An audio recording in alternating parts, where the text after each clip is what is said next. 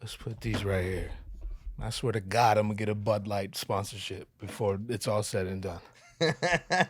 Not for this podcast, for my life. You love that shit. I mean, yeah, I do. I give you shit about, am I talking, is it sound It's about good. right? Yeah. I don't want to wear them shits. You do? It's all not. good if you do. No, somebody were telling me, they're like, you know what Bud Light stand for? You know this shit? Mm-mm. He said, hold it up. Said, Maybe I've heard this. Bitch, you don't like it, then go home. Yeah, where did I hear that from? Something like that. Bitch, you don't like it? Go home then. Go home then. Yeah. I have heard that. I lost it toward the end. No, you just missed the then. Yeah, then. But the then is important. The then. Because that's the attitude. Go home then. Would you be stoked to get a fucking Budweiser, Bud Light specifically? Low key, I'd be stoked to get any sponsorship. Remember when we talked about this back in the day and I was like, hey, let's do a fucking podcast about politics and you didn't want to do no political shit? Yeah. I was like, no, we'll crush White Claws and we'll call it Claw and Order. I don't remember that, but that sounds exactly like no, something you would politics suggest. is trash. I don't want to talk about that shit. It's not, I mean, to me, it's just, I feel like it's boring to a lot of people. The people who would be interested in it, that's not really who I'm targeting, because you're not going to like nothing else I have to say. Who is the target audience? People who like to laugh, and generally I've noticed that people who are super into politics don't laugh very much. Here's your fucking what my research has led me to. Your exception to the rule right here. Yo, so we got the Barbers for Baja sticker. We're gonna brandish the Barbers for Baja hat. Shout out Barbers for Baja. You could look them up at Barbers for Baja on Instagram. Talk about them. I'm unaware myself. Yeah. So the homie, I went to barber school with this kid way back. It was fucking 12 years ago now, right? Mm. And he was starting right when I were finishing. I remember I got in trouble because I told him, I was like, yo, don't buy the kit that they try and get you to buy. Like, just tell them you got your own shit already. Save yourself some money. Yeah. And the old dude that ran the school was like, the hell did you just say to him? And I was like, nothing. I remember that old guy. Yeah, nothing, old man. Shut your bitch ass up. Yeah. I felt bad because that dude died, and everybody, like a lot of that dude ran pretty much everybody that's anybody in the barber community had some interaction with that dude at some point. And when he died and we were going to go to his funeral and shit, they're like, are you going? I was like, no, fuck that old man. Yeah. I genuinely, there was a part of me that was like, you know what, let water under the bridge, da-da-da-da. But no, he badmouthed my grandma and took a swing at me one time. And I was like, no, you're deaded forever. Strike for that one and two. Yeah. Yeah. I remember that guy. That was like Lincoln or something, huh? Yeah, right off Lincoln. It's like a fucking pollo norteño now. What the fuck is that? Pollo norteño. Northern chicken? Good one, dog. Is that what it is? That's precisely what it is. What the fuck is that? Is it a restaurant? I hope so. Yeah. It's a restaurant. Anyway, so whatever. Fire? I meet the kid, what is now pollo norteño. Mm-hmm. Still can't say it. I don't say that word a lot. Pollo norteño. Oh, there you go, bum. But whatever. He go down to Baja, and he and his homies, they like surf and all that shit. You know what I mean? So they be going down there on the regular on trips, and there's a lot of people that they noticed that needed some help. Right. And he decided to round this whole shit up and get it together with help from his other homies. And they sell T-shirts. They're Stussy T-shirts, I believe, and Stance socks and Uppercut Deluxe pomade and a sticker. And we're selling them at the shop. A lot of the barbershops around here are selling. I think primarily South County shops are selling them. I don't know too many in our area that are. Yeah. But if you are, shout out to you. And if you need one, definitely stop by the barbershop and pick one up. It's $50. It comes in a box, like a bundle or whatever. Oh yeah, I seen him. Socks and fucking do the Oprah. Do the stickers and Oprah. all kind of stuff. You get a box.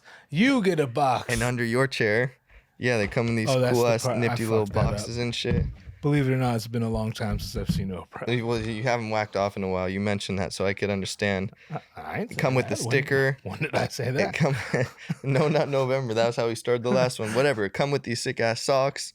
There's like a little a bit about the message, the not the motive, the goal. Yeah. The mission. The mission. The mission statement. Yeah. Can of Uppercut Deluxe. These shits are usually retail for like $22. What's that, like pomade? The socks are like at least 15. The stickers, fucking freebie, and then the shirt. Yeah, it's Stussy and it's tight and it has like the little map of Baja underneath it and everything. Fire. Yeah, right. I know someone who would wear Pocket. that. Who? Renee Dominguez. Oh, that's actually true. You know what? I think you bought one last year, actually. Oh, word! I was gonna say I'll buy one from him right now. He's a good person. You know what? Then that's what's up. And to make it easy, I don't. If you don't trust my ass, which I don't blame you, you just Venmo them directly. They got the little QR ching thing on the bottom. Why would I not trust you? Look at you. Yeah. What about me doesn't elicit trust? No, and that's the other thing is I just sold a box to the last dude whose hair I cut, and I was like telling him like I don't typically like doing a lot of charity stuff on account of the fact that I have such mistrust for everybody I know run a nonprofit look very profitable. Yeah. You know what I mean? Yeah. And I like that these I know them personally, hung out with them. They post all their shit on Instagram. They go down there, they handle business, they take pictures. They got like, you're gonna fuck with me, but either it's defibrillator or defibrillator. I don't know which one it is, but it's the minus the defibrillator. Defibrillator? But there's an R in it. Defibrillator. I'm not sure, but I know people pronounce it defibrillator. Somebody fucking check me. I'm pretty sure there's an R in it. But yeah, no, they go down there and the local hospital needed more defibrillators, and so they got them, and they're helping some girl do higher education shit and school, but like all sorts of good shit, like real shit that like immediately affects the community. Not like I'm gonna talk some shit now on a different charity nonprofit. Do it. Breast cancer. Yeah, well, no, that's an easy one. We gotta reach a little bit deeper. Do it. Reach. Locks of Love. Oh, I've heard of that. Yeah. You know, where like a lot of people like they grow their hair out with the greatest of intentions and shit. And they'll come to me and be like, hey, I want to donate my hair to Locks of Love. And I already know off top, like, they don't take anything that's been color treated, anything that's all ratty or chemical burns or blow drying too much, split ends. Like, and it can't be like layered, you know what I mean? Where some of your hair is 10 inches, some of it's 12. You got to have like straight ass 12-inch perfect quality hair. And a lot of people come in and they think that they're donating that and they're going to take their hair and make a wig out of it for some little girl with leukemia or whatever. But they take the hair, they throw away like 90% of the hair because it don't meet qualification standards. Yeah, how fucking could it with all those standards? Yeah, stipulations. Well, the stipulations are there because they sell the hair that's actually good quality hair. That makes more sense. To chicks that want weaves or you know, tie-ins, they call tie-ins, thread-ins, whatever, extensions and shit. Yeah. They sell that shit on the free market, the hair market. Yeah. And then they take a portion of the profits from selling the hair and donate it to like leukemia, cancer awareness type shit. So it's like this idea that your hair is coming off your head and it's going to go on a little girl or boy for that matter. Right. Is not accurate. That's shiesty. Do they go out of their way? Do they actually say like your hair will be made into a wig that will be worn by a little kid? I don't. And maybe they changed it. I don't really fuck with them, so I don't keep up on them too much. I mean, either way, that's what they're implying. I think 99% of the people that come in and want me to cut their hair off so they can donate it, they're under that impression. Yeah. And I usually tell them like, oh yeah, and they take the picture with the ponytail, and I'm like, yeah, I'll ship it for you. Mm-hmm. There's like a box of I think like 20 ponytails in here, and it's all shit that they are gonna throw away. Anyway, I don't know why I'm holding on to it, but they at least get to feel like they did something good. You know what I mean? But I'm like, I'm looking at the hair. I'm like, that ain't 12 inches, and that ain't fucking, that ain't gonna pass go. You know what I mean? Right. But they at least feel like they did something good that day. Sure. You know what I mean? And that's something. Why not? Until they watch this shit and they're like, you piece of shit. They probably said that 3 episodes ago. Yeah, that's a fair. They found a good reason to say that already. Hey. Cheers, baby. Yes, sir. Yeah. Sir, yes, sir. So yeah, Barbershop Baja, go check them out. Yes, sir. How much money are they paying us, by the way? I said, how much money are they paying us? It's a nonprofit. I know. That was the joke. They got it. They didn't get it. They got it. They're like, dude, did you not listen? It's a fucking nonprofit. No, they nonprofits don't profit, bro. If you didn't get it, unsubscribe And I mean that. No, he doesn't. He actually I mean sincerely does not. Unsubscribe and message Most everyone certainly else does and tell them not. to unsubscribe. Not even a little bit. Fuck about nothing, dog. This motherfucker wakes up and gets hard on numbers. He's like, ooh, we passed the 500K threshold. Ooh, people watch your dumbass with your dumbass hair, dyed ass hair job talking about 4th grade trauma 500,000 times. Yeah, that should get you off. I do a little bit. Yeah, do a little. The only reason it doesn't puts a little pep in your step in the morning. The only reason it doesn't is because I can't help but be like, you know, be better than that. 1 million. Yeah, fuck, dude, you got that sickness. And the second I hit 1 million, I'm like, you know, be better than that. 1 billion. That's a sickness. Or whatever comes after 1 million. I think I've told you this spiel like. Yeah, it's 100% a sickness. Well, it's the hoarder gene, like the hoarder. Mm-hmm. So biologically, we evolved to it starve or stack. You know what I mean? Like survival instincts kicking way more than people want to acknowledge these days. You know, we act like we're all evolved and fucking walk a higher path and shit, but no, that survival, that feast or famine mentality is still very much there. Yeah. And like I got it. I know I got it, and my grandpa has it. He's that dude that always fucking took hella shit, and we had a little storage shed, cuartito in the backyard. It's home at the moment. I know exactly what you're talking about. Yeah. And he'd always like, I've helped him clean out storage units 10 times in my life, and it's all just dog shit. And he was like, "Holy mijo, this is worth a lot of money." This is my life as of now. Yes. Yeah. Exactly what you're talking about. Luckily, the cameras can't see the rest of this back room, but it's very it made its way down the generations, down the genetic pool to me, because I hate throwing shit. But also, it's trauma-based thinking, because I'll be that cat that holds on to something stupid, like this outfit, for instance. You know what I mean? That is stupid. It is very fucking stupid. I wore a Bass Nectar show in Phoenix, Arizona. I'd keep that too, though. 10 years ago. And I'm the cat that I'll finally be like, Dick, you're never going to use this. Stop being a fucking weirdo. Stop being your grandpa. Like, throw it the fuck away. And then the next week, somebody's like, hey, we're having a Alice in Wonderland party. But it's costume only. And I'm just like, motherfucker. And it's happened to me multiple times to the point where now it's really sealed in. Like, I don't throw shit away no more. Yeah. But it's not bad. Well, the hoarder mentality, like actual and a lot of those cats, like my grandpa was the Great Depression era, where it was like you saved everything, you know what I mean, and throw shit away. But like the actual hoarder gene, where they're like, hey lady, you got 75 cats in your 1-bedroom apartment, like, I'm sure you love them all, but nobody needs 75 cats. You have a disorder. You're a hoarder. No one needs 75 anything. You got a disorder. You're a hoarder. Word to Baby Yoda. You've met the quota. Yeah. And cheers with my something about Mike Shinoda. I was going soda. There you go. Dude with fucking. You know you got 10 more in you, but go ahead. Dude, that's going through the head. Oh yeah. Anyway, go ahead. A 4-leaf clover. Snakes and cobra. Good. Continue what you're saying. Dude with 10,000 newspapers in his garage. Like, hey dog, nobody needs 10,000 newspapers. Like, I get it that you like them or whatever, but nobody needs that. You have a disorder. You're a hoarder. Don't do it. No, but then I found something very interesting, where if you hoard bricks of solid gold, they'll put you on the cover of Forbes. You know what I mean? You'll be on Fortune magazine. They'll be like, this guy is sick. So it's like, it depends what you hoard. You know what I mean? If you hoard cash or wealth, which a lot of motherfuckers do, not so much Kanye these days, but a lot of other people in the Billy Boys Club, you know?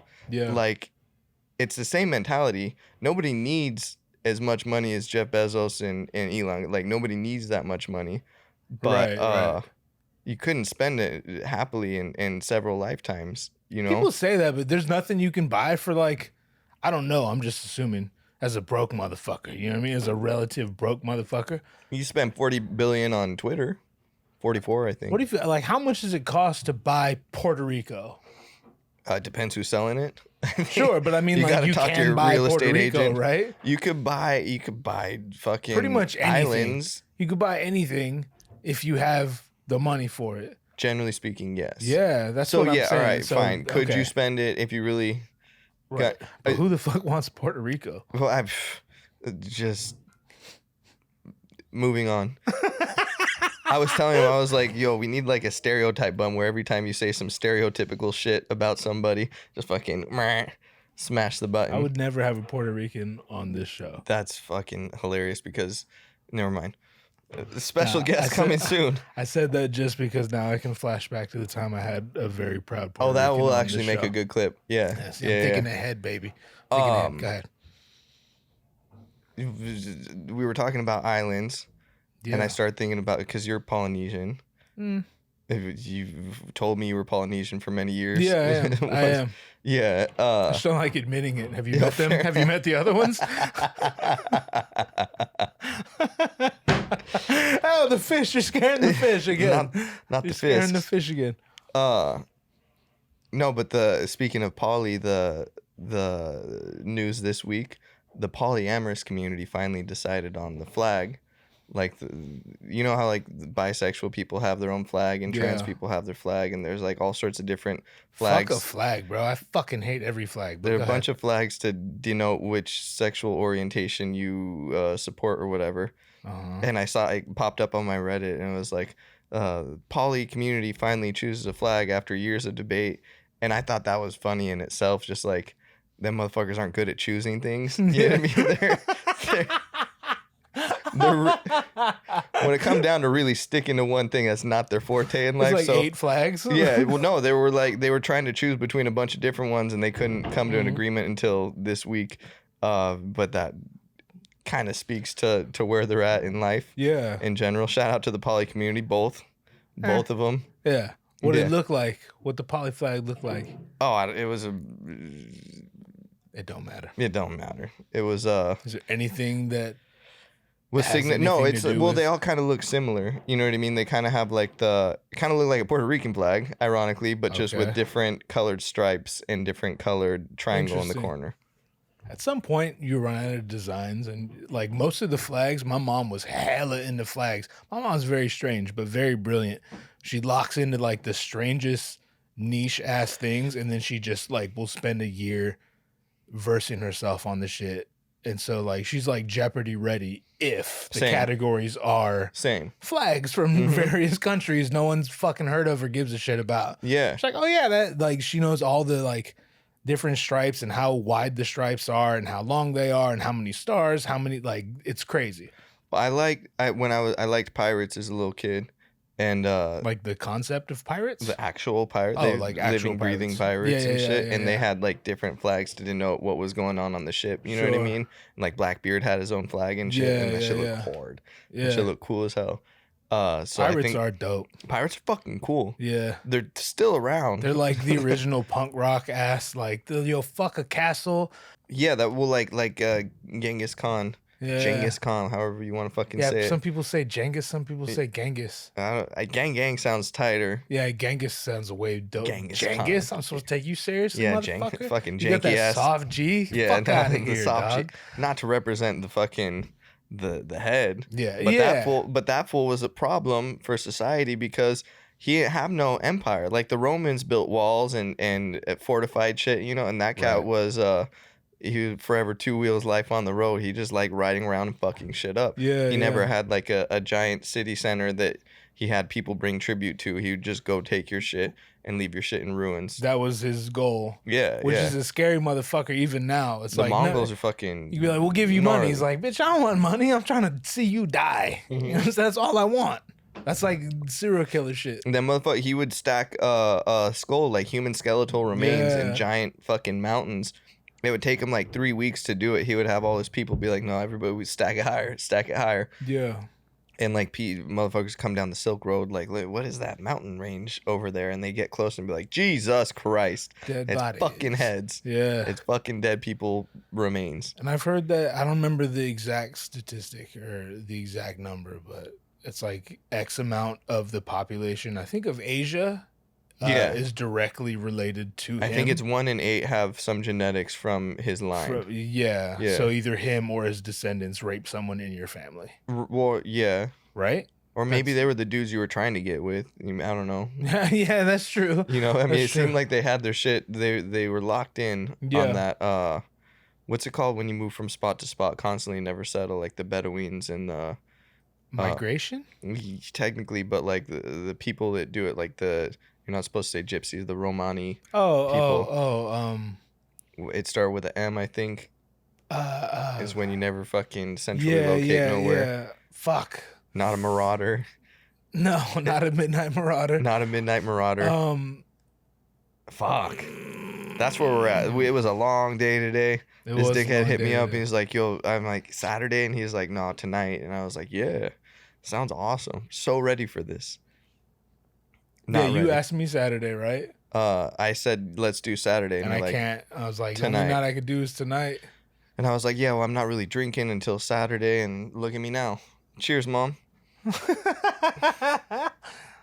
Cheers to my mom, I'm still trying to think. Cheers to my mom. My mom just had Mama. My mom just had her second grandchild last night. That's right. And I'm stoked on it. They didn't tell me the fucking baby's name. Who's baby? Sean, my little brother. Shit. Yeah, okay, yeah. Congrats, Sean. Fucking my boy. I didn't even, or I forgot. I got 2 cigars from Cuba still left. That's and I know they say it's like for a boy, like you bring a cigar. I don't give a fuck. Nah. Like we'll smoke that shit. Yeah, 100. Regardless of Jen. 100. Wait long enough, it might be a boy eventually. You know.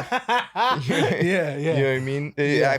I feel like if his kid decide to be a boy, he'll be like, it was those fucking cigars, dog. Like you jinxed it with that. Right.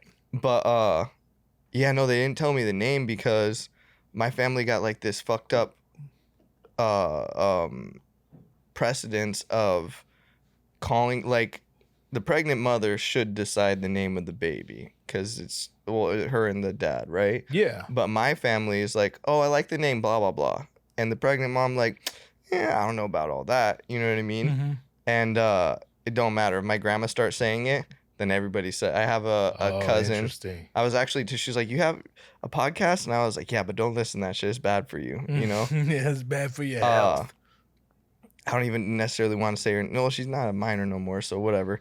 Either way, her name's Eden Noel, but my grandma used to call her Eden Rose, like before she was born. Mm-hmm. And I think her mom was like, no, it's my kid. I'm going to pick the name. And I think my mom helped out with it. You know what I mean? Yeah. The audacity. But like to this day, my grandma still, pretty much the whole family call her Eden Rose instead of her actual birth certificate name. And my little brother knew this. So when I was like, yo, what are you going to name the baby? He's like, not telling you, dog. Wait till you see the birth certificate. You know what I mean? Like to the point where he sent me the picture of my niece, the date that she was born, the time that she was born, the weight, but didn't include the name with it. Yeah. I was calling her baby Jane, and my dad's like, "That's the name, Jane. It's Jane." And I was like, "Jane Doe," as far as I fucking know, dog. Like they won't tell me shit. No name Jane. No name Jane. No, but it's baby Olive. Baby Olive Elizabeth after my mom. Dude, that's fucking fire. Right? Olive Elizabeth is fire. Yeah. Like Liv for short, right? Yeah, so Liv Elizabeth, if you know what's going on, yeah, you know what I mean? Like God that shit. Damn, bro. That shit hit. Ooh. Fuck, that's so fire. So fire. I was very worried that they were gonna, you know what I mean, like just go with some whack ass generic ass name or whatever. But Jennifer? no Jennifer, fuck Jennifer's. I was talking to I have. I have as well. No, we're not even getting that one. But apparently like a nickname for Olive is Libby. Like I know an Olivia that goes by Libby. Oh, with a B, Libby. Yeah, Libby. Okay. And they're not down for the lib shit. You know what I mean? Yeah. And I was like, Libby, isn't it? He's like, fuck no. I was like, I have a friend, Olivia, and she goes by Libby. I was like, but she voted for Newsom. And he was like, yeah, no, we're not doing that. It's Liv or Ollie. You know what I mean? Ollie's cool. Fucking tight. Yeah. What? Named after my girlfriend. That's tight. I support that. Oh, that's Ollie. It's close enough. Yeah. Depending on where you're from. Yeah. Ollie. She get called Ollie by white people a lot. Ollie's cool for a girl. It's kind of pussy for a boy. Because I've met a few guys. My name's Ollie. Like, yo, change that. Go by Oliver, son. Even that's kind of faggy. Sorry, this is my podcast. I just said that. I have a friend who has a nephew named Oliver, but she Persian, and her oldest brother's name is Ali, and I think they were kind of going, so they spelled it like Aliver, like Oliver. See, that's That a shit's gangster. variation. Okay, That cool. shit's super gangster. But imagine At least being I think. a I don't know. grown They might man. spell it with the O. Don't quote me on that. Imagine being a grown man and being like, "Hey, how you doing, Ollie?" Fuck out of here, dog. That I think Ali is never like hang one of the out. most popular names in the world. Ollie like Ali, but Right. Ollie like Oliver, Oli, Ollie. I don't know why Ollie's tight. It was a skateboard Ollie's trick. tight. Oh, like Ollie, like Yeah. a skateboard. Yeah. I don't know, bro. You don't fuck with Ollie? Nah, I don't. Because he can't Ollie. I think it's His the son can inflection on confirm. the E. It's like Ali? if it's Ali, hey, what's up, Ale? Ali? But if it's Ollie, you sound like a bitch, and I don't want to do business with you. Never speak to me. Look at the ground when we meet. You sit I'm down when playing. you pee around me. You sit down when you pee I'm around playing. me. If your name is Ollie and you fuck with this podcast, continue doing so. I appreciate you. Oh my being god! here. Hey, if there's anyone that listens to this shit whose name is Oliver and goes by Ollie and they are a man, That'd be crazy. comment on whatever clip comes out, That'd be wild. Send me a letter. and we'll send you some stickers for free. 100%. For free. On a Excuse me. strength. Oh Jesus, that was very rude. Yeah, that was a I little. tried. Yeah, you know. When your religious side come out, we say, "Oh Jesus, that was a genuine." Yeah. That was a genuine. Oh Jesus. That's That funny. was- It's funny because the religious side would frown on me saying, "Oh True. Jesus." Isn't that weird? Well, we As a kid? we were like from a sect where you never use the Lord's name in vain. Right. Like I still say I promise to God because I don't say swear to God because that shit rubbed me the wrong way. You still got that in you? Oh yeah, I still got a lot of it in Yeah, me. yeah. I was saying prayers last night, Yeah. like before the baby was born. You know, they text me, they're like, "Oh, she's starting to push," and shit. And I put on Lupe Fiasco, Kick Push, and I started saying, I didn't. Yeah. I don't even like that song. The That's album a great though, song. the album's phenomenal. Fuck yeah. You remember going through Cuba singing the Cool? Oh man, I remember getting emotional because I was on acid and Renee played one of Lupe's songs where he's like traveling a lot and missing his family, and I remember just laying in the bed on acid and literally crying my fucking eyes out and being like, I can't even call my family because we're in fucking Cuba. Not like he would have. He's- Nah, yeah. It would have been fine if we were in California. It's the idea, you know? Stupid ass motherfucker. I Yeah. miss that dude. Right, he Me too. needs We to should come through. FaceTime him. Yeah, facial time him. He's in Hawaii. Yeah, he is. Hawaii. Yeah, he is. You don't say it like Like a fucking goon? No, I don't. In fact, hold on one second. Now we're back. When I went to Hawaii, it might have been the first time I went with my friends Leilani and Andrew, and that's actually who Andrew's texting me right now. There could be only one. True. That's me. I I always will forget fight your that name's man. Andrew. I try to. I hate that name. I don't like that name. But the funny thing about Hawaii, specifically the Big Island, is I'm not one of these like Hawaiians who hates on white people. Like, I don't give a fuck. Like, go if I could afford to You're a go Hawaiian there. that hates on Hawaiian people. That's exactly who I am, bro. That's exactly who I am. When Anyway, this fool gets drunk, he'll speak a little pigeon. I've heard it. I've heard it come out. small kind. Small kind. But I remember me, Leilani, and Andrew were on the what do you call it? The gate to get into the plane. What the fuck they call that shit? The gate? The tarmac? Tarmac, yeah, we're in the tarmac. And there's this hippied out crystal dreadlock white chick with sandals on and shit, a flowy dress she probably made out of a goddamn bag. And she's in front of us and she turns around. And I can't remember what started the conversation, but she told Andrew, who grew up, born and raised in Hawaii and shit. She's like, I've actually lived in Hawaii for a long time in this. And we look at each other and we're like, yo, I'm never fucking talking to this bitch again. And so Leilani turns around, she's like, did she say Hawaii? I'm like, yeah. She hit us with the hard V, son. Hard V. She hit us with the hard V. She said Hawaii. It's like, fuck out of here if you're not my grandma. You know what I mean? You don't be throwing that hard V around. I got no time for these people, dog. I just seen the Dog the Bounty Hunter's #1 dude. His right-hand man died today at 50. Oh, word? Yeah, I don't know if it was overdose, but like if I don't know who that is. If it was ice, bro. If it was the ice. Oh, bro, it's the ice. 50, plenty here is 50. That shit. Imagine my disgust when I found out Pigeon John didn't speak pigeon at all.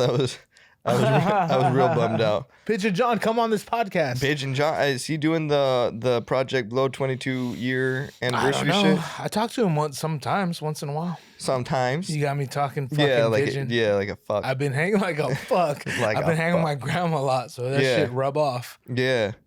I think I remember when you texted me a picture and you're like, "Hey, I'm gonna shoot the fucking," I think that's what it was, the Project Blow anniversary or whatever. And this was like right when you were getting into your photography shit. Yeah. And the pictures came out fire. I fucked that Very up, dog. fucking fire. Yeah, I fucked that up. It should have gotten you a lot more notoriety. 100. If motherfuckers would tag people, you know. That, but with all respect to that collective and shit, it's a very niche, like, you either know them or you don't. You know what I'm saying? It's called the underground for a reason. So those of us who know, it's a big deal that I shot Pigeon John, fucking Micah 9, Fat Lip, like the Indomitable. You know what I'm saying? The Indomitable. That's a huge fucking Lip. deal. Dog, that I met Fat Lip. I remember you FaceTimed twice. with him or some shit. Yeah. Technically once through FaceTime, once in person. I remember in person, I leaned over and I was like, "Hey man, anybody ever told you kind of look like Fat Lip?" And he's like, he burps and he's like, "It's because I'm him." And I was like, that's the answer I want. That if I ever had a chance to meet Fat Lip, that's the exact response I would want to get. Like, it's a yes or no question, motherfucker. I was like, "Derek," and he's like, "Oh, it's Fat Lip to you, sir." And I was like, "Damn, I knew your real name. It didn't do me no favors and shit." Yeah. If there were ever a Jeopardy where it was 90s rappers' real names, I was ready for that one. That's a legit legend. And my life keep intertwining with his, even through you. Right? Yeah. Really quick, what's LL Cool J's real name? Isn't it Todd Smith? Todd Smith. So who's James? Who's Cool James? It's James Todd Smith, but he goes by Todd Smith, yeah. But he goes by LL Cool J. J for James, yeah. He were just with President Biden lighting the White House Christmas tree or whatever. Uh-huh. And I was like, why is LL Cool? Why is like Jill Biden, Joe Biden, and LL up there? Like, so weird, very bro. strange. The world parallel is South universe. Park. Oh my god! I literally, Justin was texting me. We were texting back and forth last night. He's like, "This shit's taking such a strange curve that I did not foresee coming." Mm-hmm. We were watching it was like Candace Owens and Cornel West, and then Shane or Gavin McGinnis was there, like hosting this shit. He was hosting the shit? And it was a real weird setup. I'll show you the video. It was very cringy, no offense, but it was fucking gross. That's like if Candace was there, so it's like a right-wing thing? Well, I would assume but like Gavin stands behind a bar, like he's the bartender, and then they both sit down at the bar, and then they have like a conversation or whatever. So the internet made everything so weird. Shit like this, you know what I mean? And that's fine on a podcast level, but now people are doing it like on all levels. Like technology is a double-edged sword. For every bit it made society better, it also made society worse. For me, I'm not even sure. Yeah, sure, there are examples you could point to that shit's gotten better and worse. But I mean, just like weird. I stop at weird. Like it's just weird that like the most powerful people in the world are like doing podcast shit. Yeah. But it was also weird when like a president or even someone running for president would do like David Letterman. That was fucking weird. No, Johnny Carson. I think a lot of cats like I think a lot of presidential candidates went on late night. But that's what I mean. shows. Like that's fucking strange to me. I think and Bill Clinton was the first one to go on MTV. That's fucking strange. Yeah. I just want it to be separate. That motherfucker put on shades and played a saxophone. I just want it to be separate.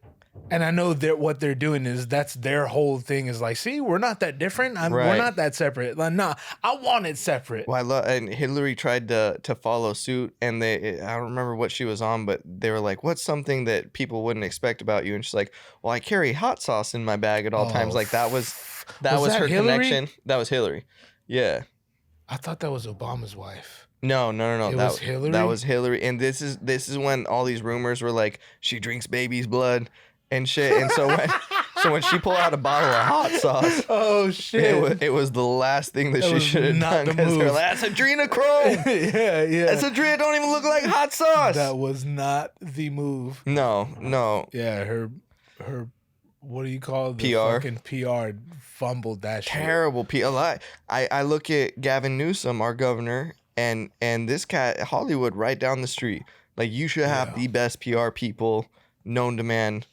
And when we were going through that heat wave, he like did a press conference and he was talking about, like, you know, if you care about the environment, if you care about California, we need to just set your thermostats to 80 or whatever. Yeah.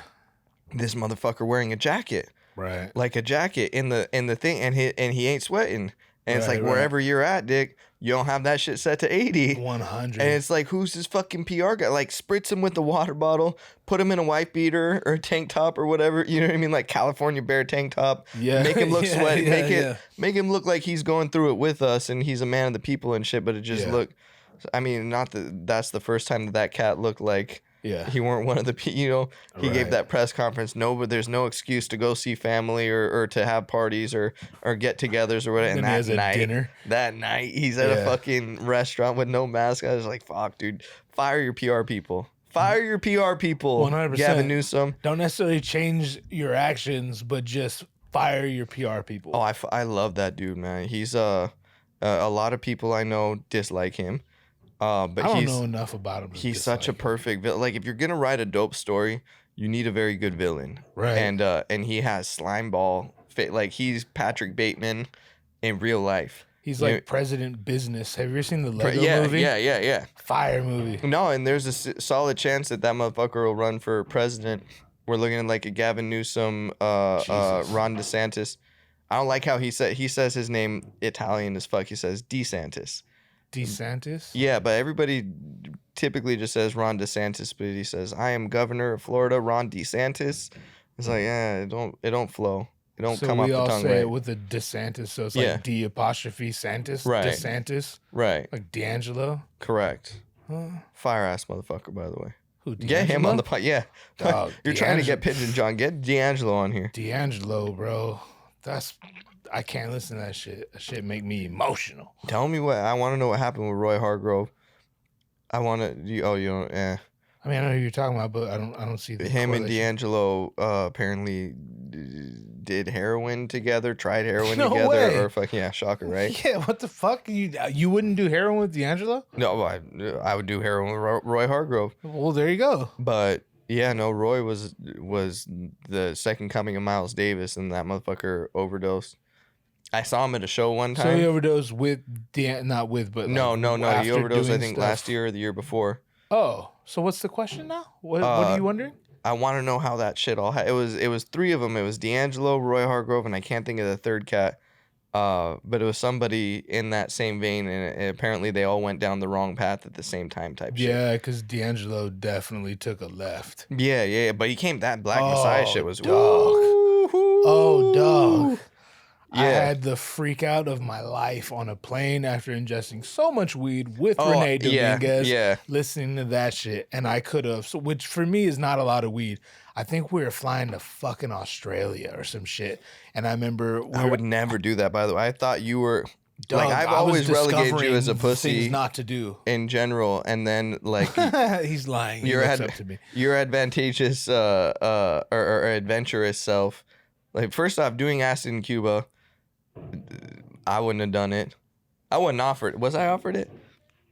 I'm sure you were. I don't know, but I was like, no, fuck no. The motherfuckers get trapped up here. They don't come home. Yeah. That's some Brittany Griner shit. Y'all brought LSD on a plane to a country that the U.S. federal government is not going to help you out if you get stuck there. So that was already, And then taking edibles on an airplane, that's the least fucking comfortable I've ever been in my life. I've done it like 10 times and I hate it every single time. Yeah, why would, like, what a fucking... Technically, the second time, if you do it, you're crazy, because the first time was terror. Well, I did it 9 more times. Yeah, I don't like airplanes. The same reason I don't like roller coasters, because if I want to fucking bail, there ain't no get me off this ride. See, and I don't have that. My lady and I were just talking about that last night. We were watching that Xanax shit. Oh, you guys are talking on Netflix. That's good. Sometimes. Shout out my wife. Love you. Shout out my wife. Love you. He's just fucking around.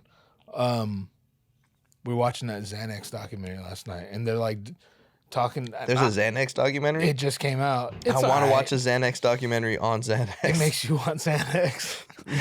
Matter of fact, I might have watched a Xanax documentary on Xanax. Yeah. You never know. Yeah. It's possible. Yeah. But no, we're watching it, and everything they're saying, I'm like, because I consider myself a dude who loves Xanax. And what's not to love? Everything they're saying, I'm just like, that's not me. That's not me. I disagree with that. That don't describe me. And then I realized, like, the only time I fucking do Xanax is when I want to go to sleep. And what I like is being able to sleep through a night and not wake up 500 times, right? That's what I like. I don't like the feeling of Xanax. I'm the opposite, dog. I don't like feeling tired. Well, yeah, I like uppers. It's a very strange. I remember hanging out with this chick, and she told me the same story about this tattoo she wanted to get 8 times in a row, like back to back. Not even a 30-second break in between. She's like, yeah, and I was thinking, like, I want to get like a rose. Yeah, okay. She was barred out, and I've never, like, I got the shit prescribed to me. Yeah. But I've always taken it like as intended. You know what I mean? And if you're having an anxiety attack and you take Xanax, you just go back to normal. Right. Or sometimes you get sleepy and then and you crash, which is a godsend. If you're having an anxiety attack, falling asleep is the best feeling ever. Right. Because it's the fucking I want off this ride. Yeah. You know what I mean? Yeah. But people that take it for fun, like multiple bars, and then drink with it and shit. I don't see the fun, dog. I had a client that got a DUI, and he was in the drunk tank with another kid, and the kid woke up and he's like, "Yo, what the fuck happened?" And he's like, "I don't know, you dude. What are you talking to me for? You know?" Yeah. And they had to wait until Monday and went to court or whatever. And the kid was all zanned out, and he was like thinking like, oh, it's probably drunk in public or some shit. I got my fair share of those. Like, barred out, he don't remember shit. Yeah. And the judge was like, oh no, you hit and killed a pedestrian last night. Like, you ain't going home tonight, dog. You know what I mean? Like, and the kid has bro. That's zero my fucking nightmare. Zero recollection of doing it whatsoever. Oh, that's terrible. I don't. You feel like you're gonna end up doing prison time at some point?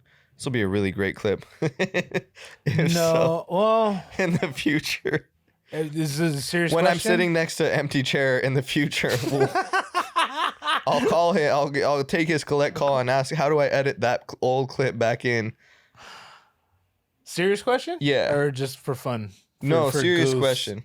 Because I've thought about it. Like I never read the Game of Thrones books.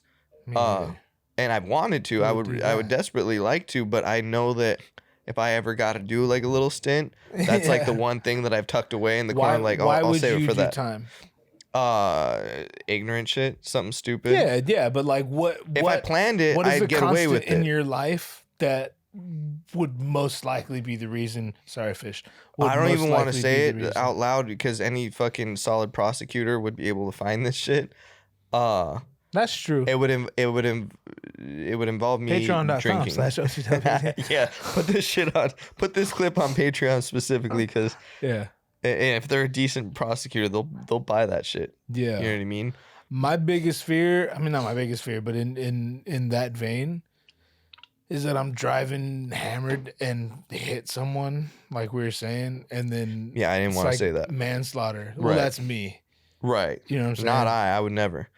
No, you would never. Prosecutorial attorney at law. I got my temper in pretty good check these days. Like, well, that's another wild thing. There was this cat at the Continental down the street. Yeah. It was his birthday. And he got into a fight, like a little scuffle. Yeah, not even like the gnarliest shit. Yeah. But he pushed first, and the other dude pushed him. He fell off the curb, hit his head. Yeah. Ya no mas. Yeah. And that was it. A couple cats like that. There was a bouncer. He was off duty. It was at a bar in fucking Seal Beach or some shit. He was off duty. Yeah. He came just to hang with his coworkers and drink. Yeah. Some cat was starting shit. Yeah. And he was like, let's go in the alley. They go in the alley. and he lays him out. Dude hits his head, bleeds out. Everyone goes back in the bar. Next thing you know, this fool's doing like 15 years. Well, I like Life them. Changed I immediately. like them like Russian videos, the Russian knockout videos. Them motherfuckers are so down for their shit. Oh yeah. They'll crack They live somebody in in a Russia. convenience store, and then like walk over the body and turn them on their side. You know what I mean? Like right. they've done this dude. shit enough times to know, like, if he throws up in his sleep and chokes on it, like that's Yeah, they're not looking out for that guy. yeah, right. They're looking out for covering their ass. themselves. Yeah. Right. I respect that. Yeah, I mean that's a huge thing too. If anybody ever feels like they might have taken too many of anything and they're falling asleep, go to sleep on your side. Fucking put pillows on either side of you so you sleep on your side. Because if you yak in the middle of the night and you ain't in the right position, yeah. You ever Jimi seen Breaking Hendrix. Bad? Jimi Hendrix. Is that how Jimmy died? Yeah, He choked on his vomit. same with I didn't know that. John Bonham, Oh, drummer I of didn't know that Led either. Zeppelin, choked on his shit in his sleep. You ever done Xanax after a night of coking the fuck out just so you can sleep? That's primarily why I got prescribed. Yeah. Okay. Cool. When I 'Cause say I I tell use that it to as the people. doctor prescribed it, that's what it surprised. I No, tell that's that to how people and they're ODB like, died. They look at me crazy. Yeah. They look at me crazy like, dude, don't do that. I'm like, I already did coke. Like, what the fuck? You know? They're not wrong. No, I think it I creates haven't like done a it in a long chemical, time. Like, not like ethylene or months. it's some chemical where it's a bad combo or whatever. yeah, it's uppers and downers. Well, yeah, that's typically a bad combo. Right. But no, I don't know. I mean, I don't know, man. Lennox, I'm I'm coming, coming for you. I always think that. Yeah, me too. Every What time is- I'm like, I don't know, man. Yeah. No, you Lennox. got some fucking. What is that? What is that? Some eyelashes. Yes. Ale, Fuck yeah, it is. Ale at work right now, but she still made the podcast. You hope it's hers. I like to take these things. If you ever fucking have a girl that leave eyelashes at your house, put them like on a mirror like that, and it look like an eyeball staring at you. Like Yeah. a motherfucker go and look in the mirror in the morning. They're like, what the fuck? Anyhow, no, she gives me shit. Oh, keep going. She give me shit because I got all these fucking, I call them choopies. They're little like nicotine pouches or whatever. Yeah. And I'm a fiend. I'm fucking addicted to nicotine. As are the guy that just got up to find his fucking vape. Yes, I am. The Caffeine and green and nicotine. You know where that's from? Bone. Good shit, baby. Thuggish ruggish. Not that one, but close. Same group. What is it? It's the one they did with Biggie, Notorious Thugs. 7 a.m. It's up the in the morning, Thuggish Ruggish caffeine and Bone. green. No. Isn't that the one they did with Biggie? Nope. They did Thuggish Ruggish Bone with Biggie. Nope. Oh, I loved it. Fuck yeah. There's a camera to exalt me in my proficiency. Right, but like most people wouldn't know either of those songs. So you're already ahead of them. No, well, So it's all good. I'm just saying the song Thuggish Ruggish Bone was released on It's Life After Thuggish Death, Ruggish Bone. That which is one. when he says that bar. No, the one on Life After Death is It's Bone and Biggie, Biggie. It's Bone and Biggie, Biggie. You might be It's right Bone about and that. Biggie. Oh, I'm absolutely right about that. Yep. That's- 7 a.m. up in the morning with Fuck. Henny caffeine and green and nicotine. But yeah, that's busy. Edit that out. Kills that shit. Edit that out. I will refuse to be never wrong. edit that out. I will never I edit refuse to that be out. wrong about this. Fuck, you're right. You're right. Yeah, All right. dog. All I right. generally don't All talk right. shit unless I know shit. All right. Not true. At Cheers. least with rap music. Yeah. You all right. How many So political conversations you started, I don't add to. I'm just here like, That's me not talking about it because I don't know shit about it. So I just proved my motherfucking point. you think you know more about rap music than I do? No. I was Just- gonna give you that one. I was gonna shut the fuck up and tuck yeah, tail. I actually maybe- got a maybe- tail on this bitch, dog. Maybe. But like you know a lot of what you know, and I know a lot of what I I, don't think know. you see that on the camera. You're like one of, I want to say the only person who could probably fuck with me. I'm You're still the one. Top three in my life. Top three. My entire life. Yeah. Yeah. No, I've That can considered this get like down with me on some if rap you shit. die, there's like the fuck half my 2 You've said a.m. that text for a long time, like Yeah. 10 years. Yeah, You said I'm one of the few people. If I die, like your life is significantly I'm gonna have to make another rap friend. different. Yeah, yeah. And I have rap friends Not as many as you by any stretch, but Well, I have even friends that rap. That's different. Would you say that their proficiency is on? No. Some of them. But no, what I've discovered is just because you rap doesn't mean and that it's you know weird the 'cause classics. Okay, I'm choosing my words real quick. Well, you live through a lot too. It depends. Yeah, I feel true. like older rap cats typically. Well, these cats are my age, the ones I'm talking about. Okay. So I might cut this out later, but but it's something. It's interesting to talk about. So I hang out with a lot of people, like comedians. Yeah, I'll probably cut this out. Never mind. I'm not going to talk about it. We'll talk later. Weird fucking segue. This is. Well, I'll cut all this out, so it don't matter. Yeah, I was gonna say do like a weird little fucking ting ting ting ting. My point and then is, bring it back, and we're back. I've been spending a lot of time with cats who are comedians because they do open mics all the time. So like, all you got to do to be a comedian is do comedy. Just like everyone's like, "Oh, you're still trying to be a rapper?" Like, what the fuck? I'm a rapper because I rap.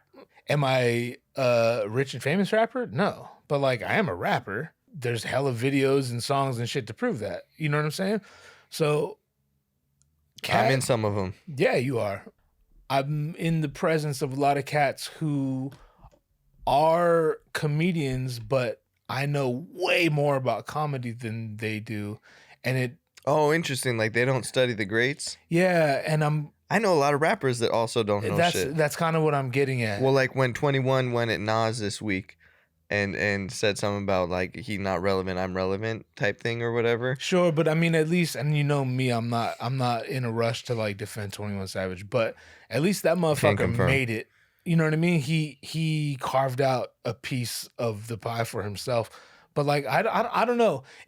I'm literally not judging these cats. I'm more just curious, like, damn, you want to be a comedian so bad that you subject yourself to bombing here and there. Sometimes you have good shows, just more often than not. Just like as a musician, like I've had way more shitty shows than I had good shows, but the good shows make up for the shitty shows. But it's just like, if you're that obsessed that you would continually put yourself in that position, you're that obsessed to keep going, you would think you'd be interested in the shit enough that you would know something about it. You would know the names of the greats. You would know bits. When I throw out bits, you would know what the fuck I'm talking about. You would think. And I don't think that's a requirement. I'm not going to be elitist and be like, no, if you want to be a comedian, you need to know this and that. I don't believe in that shit. It's more just puzzling to me like, damn, because low key, you kind of sound like a comedian who don't really fuck with comedy. Well, okay, but in rap, that could benefit you. It helps your ability to be original. Some of the cats that are very original with their shit are better off having never studied anything because they can be genuinely them. How many times have you been writing a fucking bar and you're thinking of what rhymes with that, and the first thing goes through your head is Nas, J, Big, you know what I mean? Yeah, like, yeah. We're like, I can't use that. They already said that. That everybody's gonna know that I got that rhyme because that's from a prominent song or whatever. Right. So do you think it's in those terms, do you think it's beneficial to know more or to know less? I, very biasly speaking, I would say no more because I'm the cat that fucking researched the shit out of shit. Yeah, and like same. really, if you're gonna be about something, like dive into it and make your exactly life how about that shit. Yeah, like absorb as much of that shit as you can. Yeah. Because how could it possibly hurt you? But then I've heard comedians like get stuck because they start writing and then they realize like, oh fuck, I'm doing a blah blah blah impression. You know what I mean? Yeah. I'm doing Stephen Wright. I'm doing fucking Mitch Hedberg. But maybe not even consciously. But maybe I don't know. Maybe that's not bad. Maybe that's kind of beneficial in the process. That's not the final product, but maybe like I'm at a point right now where the shit I'm making musically is I can 100% say, and it's a weird feeling. Like I can 100% say this is me. 100% me, but I've done my Atmosphere impressions. I've done my fucking Mac Miller impressions. Brother Ali impressions. Exactly. I done heard them. And and they're all fire, by the way. Hey, not fucking bad people to do impressions of, mind you. You know that's what exactly I mean? what I'm saying. So maybe because even those people, they started out doing their impressions of Sure. the people they liked. Sure. And the people they kind of emulated, they started out emulating people they liked. You know what I'm saying? I would So imagine I don't as know. much. I don't think that's a bad thing. I think it's a necessary thing. Who is 21 Savage emulating? Someone in the psychiatric ward, probably. I'd say a combination. He's my second favorite British American rapper. Get the fuck out of here! Don't. Who's my first? Slick Rick, and Yeah. don't ever compare the two. Well, they got that bond. They got that common bond. They both came to the States when they were like 10 years old or some shit. I don't give a fuck. They both face not extradition. What's it called? Deportation. Here's the thing. Didn't Trump pardon Cat? I'm stoked for 21 Savage. I'm generally and genuinely not a hater. I sound like a hater. What I see, look at this guy. I'm literally stoked when people win. What I hate on is people pretending that shit's good when you know goddamn well it's not. My older brother came in today and got a haircut, and he was like, "Hey, you heard that 21 Drake shit?" And I was like, "Yeah, I heard a couple of them tracks or whatever." And he was Some like, of them are good. he was like, "That Daft Punk remix, like that shit." There's He was like, redeeming "Put that on the TV. qualities. Put that on the TV." And my brother would be one of the last people that I would think that would be like, "Yo, this shit is." I hated 21 Savage for a long time, and then I realized that he is very much in his own lane. Well, that's why I asked, like, who is he emulating? Because the first time I heard him, I was like, this He's guy really bad at rapping. yeah, this guy's really fucking trash. So But if you're really fucking trash for long enough, it becomes your lane. It's his style. I don't know. Again, I'm literally, if I could snap my fingers and make him not famous and not successful, I would never do that. He ain't taking money out of my goddamn pocket. Like, that's fine. I'm literally stoked for him. I judge his fans. I don't know. It's all about his fans. Fuck his fans. He's silly to me. He just, it's silly. 21. But is he trying to be silly? Like you said, a man in the psychiatric ward, you know what I mean? Like, I don't know necessarily. I don't know if it's funnier if you're intentionally trying to be a dickhead, or if you actually are a dickhead and think it's great. I feel like when he records, like he first he'll record his verse, and then second he'll record his ad libs, and he'll just say 21 the entire fucking song. Yeah. And then in post they'll be like, all right, mute it there. There's a space, raise it up there. You know what I mean? Like, it's one of the corniest ad libs I've ever. Who's the best ad lib? Who's your favorite ad lib? Because if you make it to a place of prominence in rap, you have a signature ad lib. DJs have signature ad libs. You know what I mean? Hit Boy, Mustard, they have their I'm trying to think. Another one. So just like their catchphrase or whatever. Their ad lib, catchphrase or whatever. Low key, and I'm not. I don't hate Rick Ross, but I'm not like a Rick Ross fan. But I love I love when he's like, whoa, that shit fire, dog. I love Kanye's. But he can rap though. Oh, I don't even like Pusha T. I know you're gonna fucking. I like Pusha T. I know you do. Clips is dope. I know you. I don't like either of them. I'm a bigger. But have you listened to Clips' album, Lord Willing? But yeah, yeah, that shit. That's a phenomenal ad lib. I will tell you this. Wait. Let me get this off. Go. Clips' Lord Willin' is one of the greatest rap records of all time. I won't say that for their follow-up albums. I won't say that for Push's solo shit. I fuck with some Pusha T. Not a lot. His pen is strong. Oh, 100. But I don't necessarily that. fuck with his music. It's just lost on me a little bit. But Clips' Lord Willin' is one of the greatest goddamn rap records of all fucking time. Well, I think by the time that I got privy to Clips, his brother were already No Malice. You know what I mean? Yeah, fuck out of here with that corny shit. And Push still That's talking some about May shit. I mean, this motherfucker been writing rhymes about pushing dope. Yeah. Realistically, if you were dealing that much cocaine, you'd been caught by now. That's why I like the original, like the clip shit. Sure, because when it came out then, you were like, oh, this motherfucker doing it. But now it's like... And you could tell by how my bread stack up, then disguise it as rap so the feds back up. Watch me. He's literally talking. Whether it's real or not, I don't give a fuck. I'm just saying, like, you hang out with Kanye West and shit, like, you don't... keys... Oh, yeah. Absolutely. It seemed corny to me now. I agree. It's corny to me now. Speaking of Kanye, that's one of my... That's one of my favorites all time. Yeah. Biggie's is so fucking simple and emulated the like that, like... Even everybody's done it. People did it before him. Hove did a little bit of that, but he kept it. Hove back in the day. He used to go. Oh, that was good. Oh, so that was tight. Good. So tight. I hear Ferrari switching 4 lanes with the cat screaming out money in it. Dang, dog. Old Hove was tight. Yeah. Who else?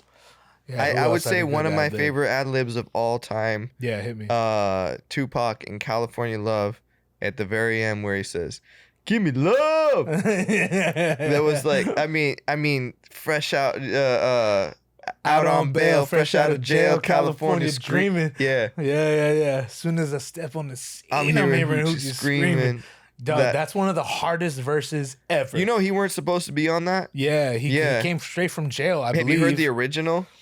Oh yeah, it's on All Eyes on Me, I believe. No. I'm saying the original where it was 2 Dre verses. Oh no, maybe I haven't. Yeah, the original song was done.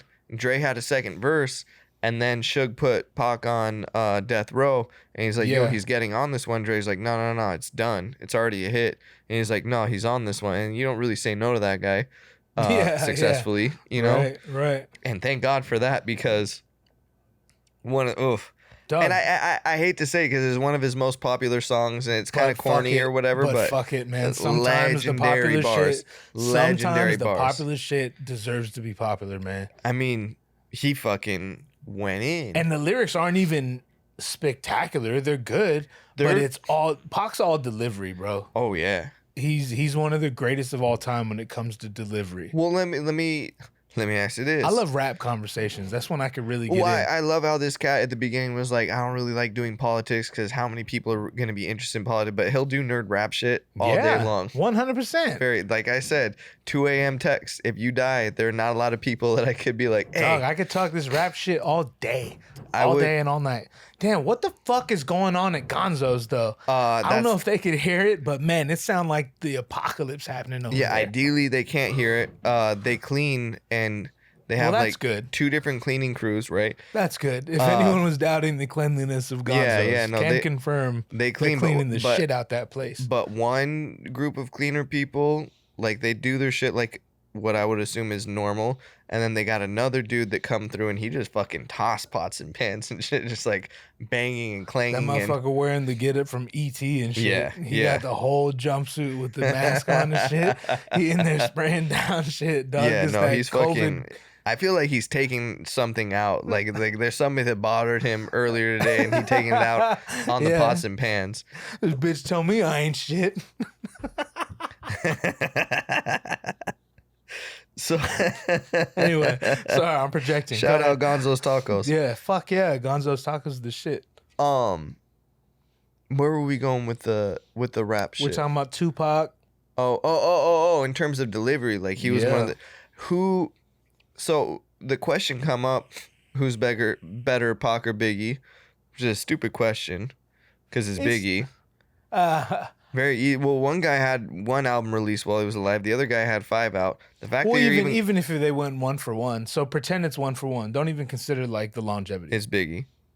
Well, I think this is the rare occasion where it really does come down to preference. I don't think there's a wrong answer. Because what are you basing that on? At rapping, and lyrically. So this is why I like hip hop. Because art in nature is subjective, right? Yeah. It's very hard for somebody to say which painting is better. Sure. And you could go into brush strokes and technique and what was available at the time, who did they study under, and the lighting that they use, and the shadows that are cast on. And like there's a whole bunch of shit that goes into it, but at the end of the day, it's kind of like it's just whatever you like more. Mm-hmm. You know what I mean? Mm-hmm. With rap is one of the very few, if not the only, art forms where It's not subjective. There are parameters. It's an Olympic sport. Yeah. You have qualifying factors, delivery, wordplay. Fuck, help me out now. I feel I was so strong going into that. No, I mean that's kind of all of it. Delivery and wordplay is No. Keep going though. There's more. I mean, if you want, like, we're talking about What do you rappers, grade a rapper on?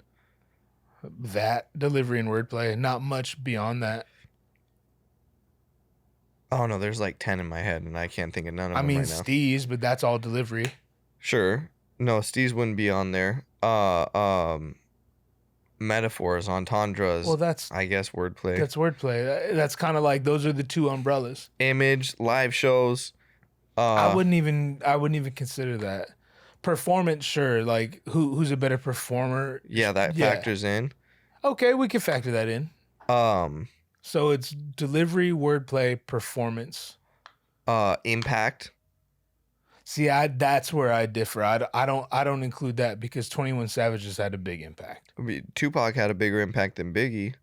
Tupac was larger than life. And I prefer Tupac, but I don't factor acting that in. abilities. Just take it back to old. I don't.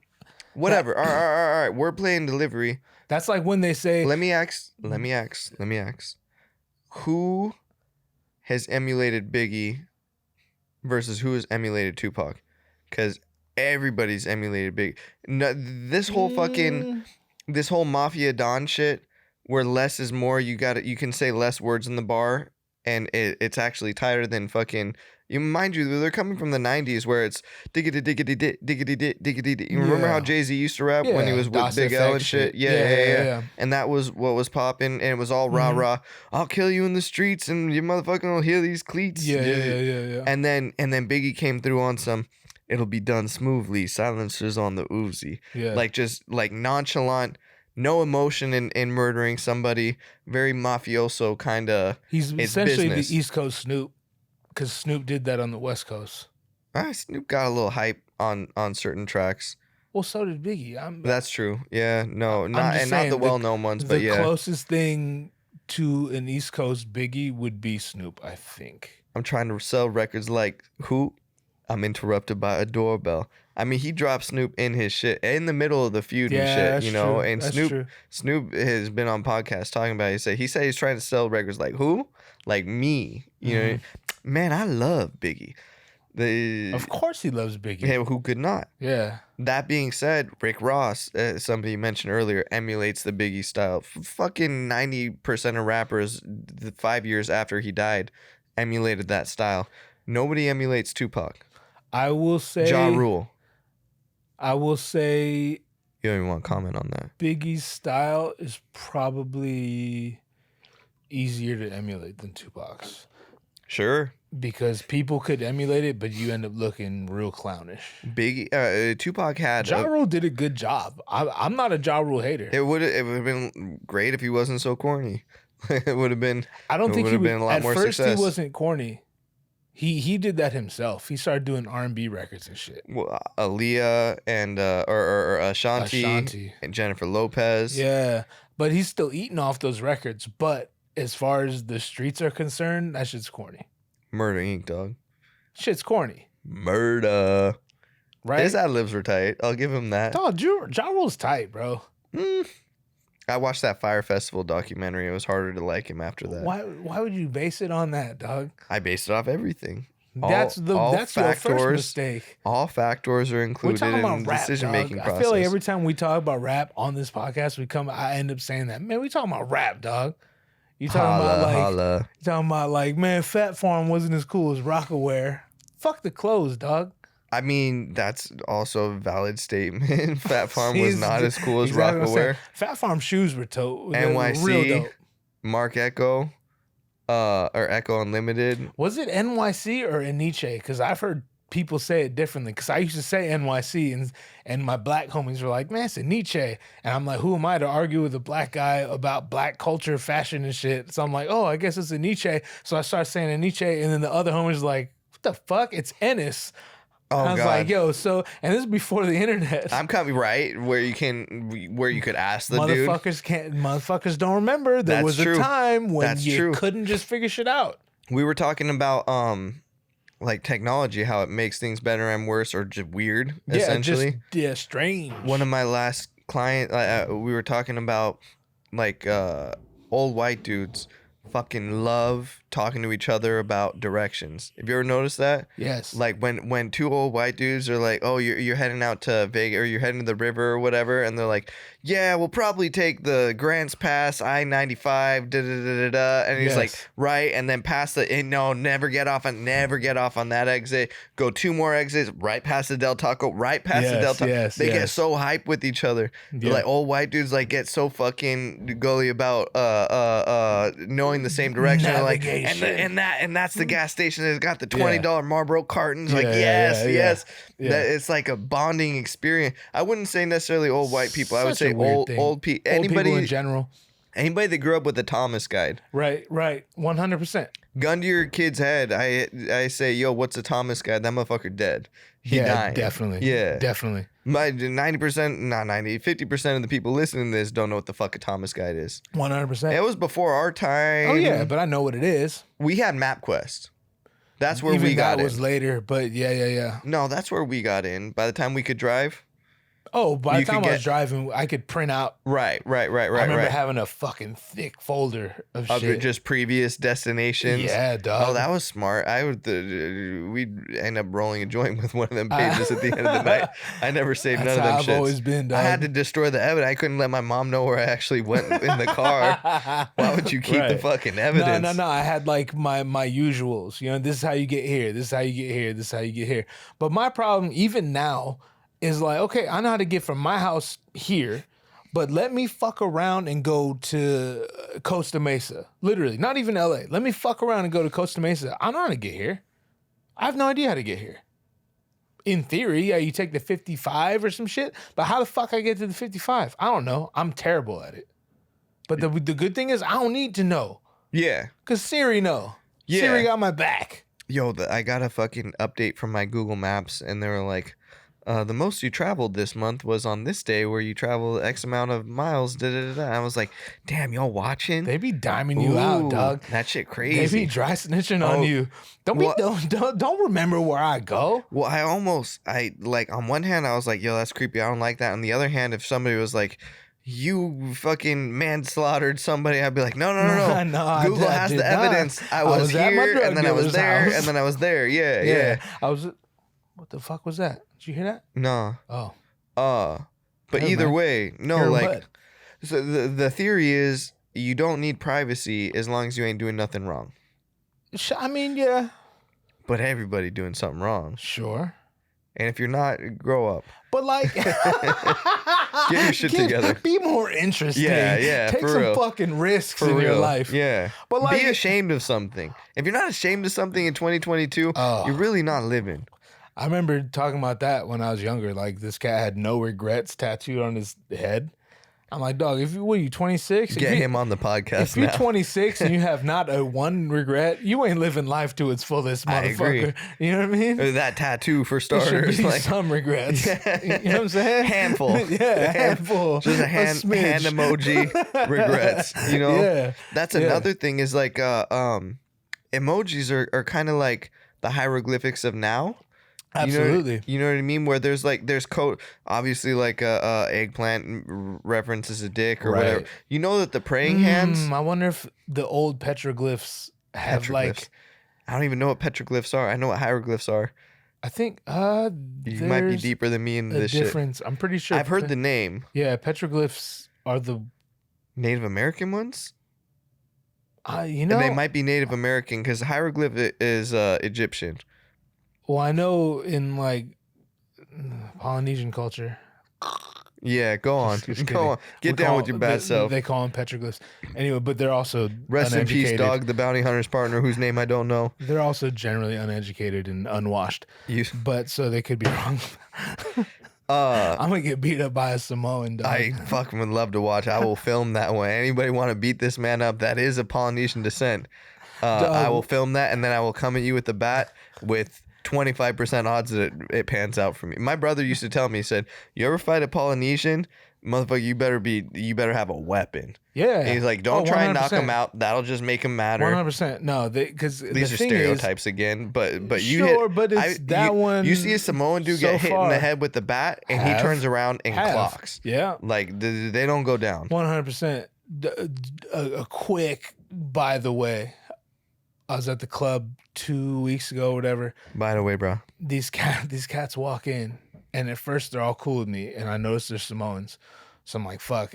Make friends with them. So I'm making friends with them. Cool, yeah, I'll give you the seat, whatever. He's speaking pidgin and shit. Yeah. I see them. They're like, all right, I'm gonna leave my family here, and I'm gonna get the rest of my people there at the bar down the street. I'm like, all right, cool. And the whole time I'm like, fuck, man, I hope these motherfuckers don't come back, because they're cool now, but I know where this goes. Alcoholism. They leave, and they don't show up. I'm like, okay, tight, this worked out well. Then they radio in like, yo, that party's back. I'm like, fuck. I go meet him at the door, and I'm like, hey, man, welcome back, this and that. And he's just like stumbling. I'm like, oh, fuck. I just know it's going to go bad. So I take him down to the booth. Of course, they have right in the front. And I sit him down, and I immediately see them arguing with the waiter. I'm like, fuck, this is going to be bad. It's going to be bad. And then maybe 10 minutes goes by and nothing happens. I'm like, all right, cool. This is already later in the show. So I'm like, fuck, just please 30 minutes and then we're gone. It's complete silence, and I hear, man, your jokes are fucking boo-boo like that. And I look, and it's the big Samoan dude with a bunch of Samoan dudes there, and the comic wanted to fight him. He's like, man, come up here. Oh, no, that comic's an idiot. He can't see. It's all lights in his face. He's that's like, not man, good. He's like, yeah, you think you could do better? Come up here. Matter of fact, come up here. I'll fuck you up. And and I'm like, yo, literally, I got on the radio. You're working security. Yes. I got on the radio. I'm like, hey, yo, there's about to be a motherfucking problem in the showroom. If I say, because it's my job to be like, yo, bro, can you please keep it down? I'm not saying shit to dude. I'm not saying one fucking word to dude. Not the one. Because you look like all my friends, and my friends are savages, right? And my friends love beating up stereotype on bouncers. Savages. What? Well, first off, half of them are bouncers. The second of all, right, exactly. When they're not working. Do you remember the Boogie? Do you remember the club, the Boogie? Oh yeah. Dog, I got Samoan friends who back in the day, they'd go there just to beat up the bouncers. And if another fight found its way to them, cool. But like they'd go there just to beat up the bouncers. And I'm talking about beat them up, not like push and shit. Right. I'm talking about grab them by the shirt and just pulverize them. That shit you see on Reddit and shit. Right. Fight like porn. Dislocated jaws, like all that. I'm not gonna be that guy. Fuck no. Fire me. Now you're the security. Fire me, dog.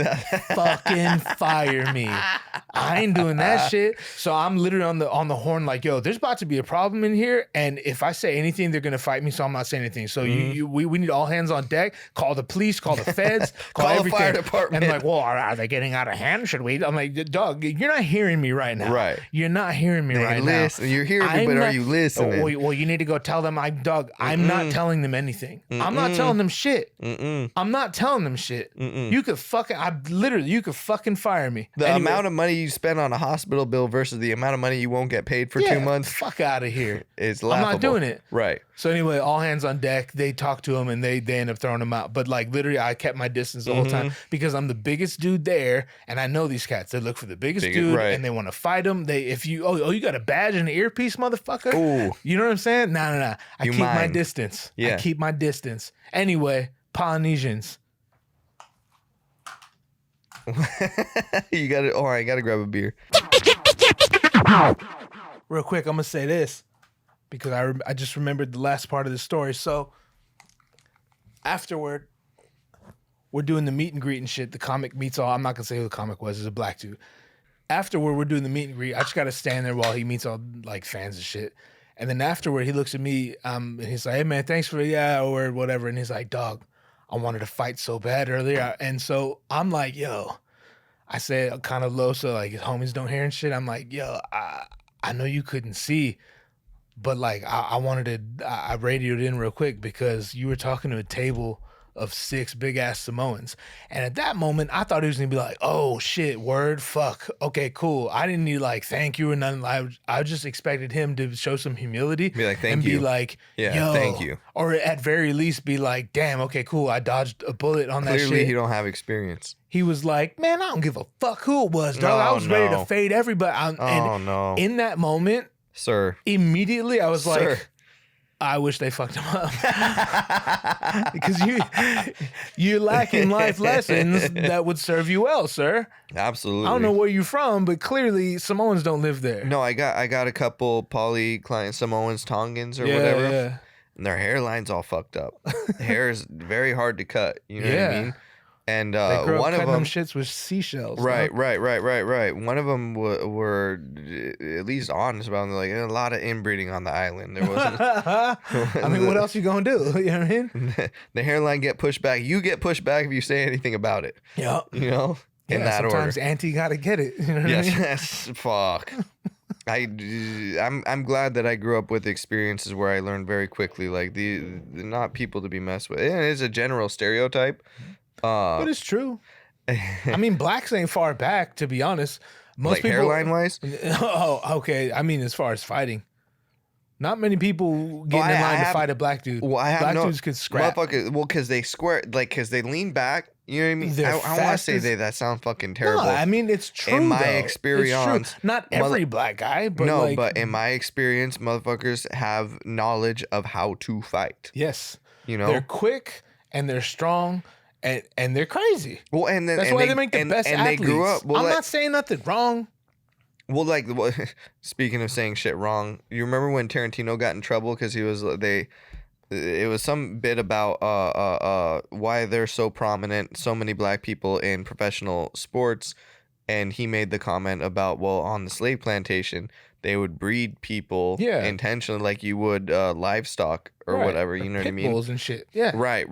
This is fact, though, isn't it? I think he got in trouble for it. I don't know if it's... I know. I'm sure he got in trouble for it, but was it... I didn't research further, but if... Fuck, this is a terrible segment. This one should probably be cut. If I'm on a plantation and I got Big George and I got Big Bertha... and I need X amount of bales of cotton, I'm like, y'all should... I mean, that's how Yao Ming came to be. This is actually verified. The Chinese government were like, you're the tallest dude in China. You're the tallest lady in China. I didn't know this. Y'all motherfuckers are having a kid. That kid is Big Yao, you know? And my going like this, I don't know, for the audio listeners, you won't know, like, how could you describe this with words? I'm not trying to sound like... I would say use an emoji, use a petroglyph. Right. But I'm not saying... I'm not justifying it or saying it's not wrong or whatever to benefit financially from like mixing good genes with other good genes. I'm just not... Are we just supposed to deny this shit happened? A, and B, deny that that's not a good idea? It is kind of fucked up to deny it happened if it didn't. That's what I'm saying. Like, I know motherfuckers that eat 3 meals of fast food a day and got rippling abs. Right. You know what I mean? Sure. Against all odds. Sure. It don't make no fucking sense. Yeah. Exactly. So I'm not saying I'm not even gonna go on this. Fuck all that. I'm not gonna be like, I'm not saying this. You know what? That's a tangent. If you don't know what I'm saying, then fuck off. Yeah, there's that. Open your eyes. You know what I'm saying? Like, I'm clearly not pro-slavery, so fuck off. We're the exceptions to the rule in that regard. How so? What do you mean? The anti-slavery legislation and or mentality is very much a last 200 years sort of thing. Because in the entirety of human history, slavery was a thing. Yeah. Like, and not just white people. I got you. I'm saying we, like, as in people in this era. Sure. You know what I mean? But for the last however many thousand years, everybody had slaves. One might say it's getting better. But the internet is rife. The internet is rife with people like, oh, in this day and age, fuck, I hated this day and age motherfucker, man. Yeah, we're friends with some of them. I don't understand how motherfuckers would assume. I mean, historically, this is the most peaceful time to be alive as a human being on this planet. It was like, it's getting really bad. Donald Trump, this and that. Get the fuck out of here. I watched them January 6th videos because they're doing the trial right now, and I'm like, these fools are all cornball. You know what I mean? Yeah. Like, were there a couple of them there that might have actually posted a threat about that life? Yeah, sure. And they just got sent up with no one been charged with sedition in however 100 years historically speaking. And that motherfucker, very mild. Very fucking. The fact that you're not getting roped up to join the Roman centurions and go on a campaign in Northern Africa or whatever. Like you're living at a very good time. And it's strange because I've always considered myself a pessimist. However, maybe I'm not. Maybe I'm just a realist because all these cats that say like it's just so easy and like it's the most interesting thing about them. They're like in this day and age, like society's going the wrong. You know what I'm saying? And it's just like not really though. I mean, not really. It's just weird. As when it comes down to it, that's a great way to typify it. But like, is there racism? Is there this and that? Sure, but like less, right? Isn't it less than than 100 ever years before? Ago? Yeah. Than 50 years ago? Well, I mean, just the invention of airplanes and people being able to interbreed. Right. I guess. There's 1,000 reasons for why it's less, but the point is it's less.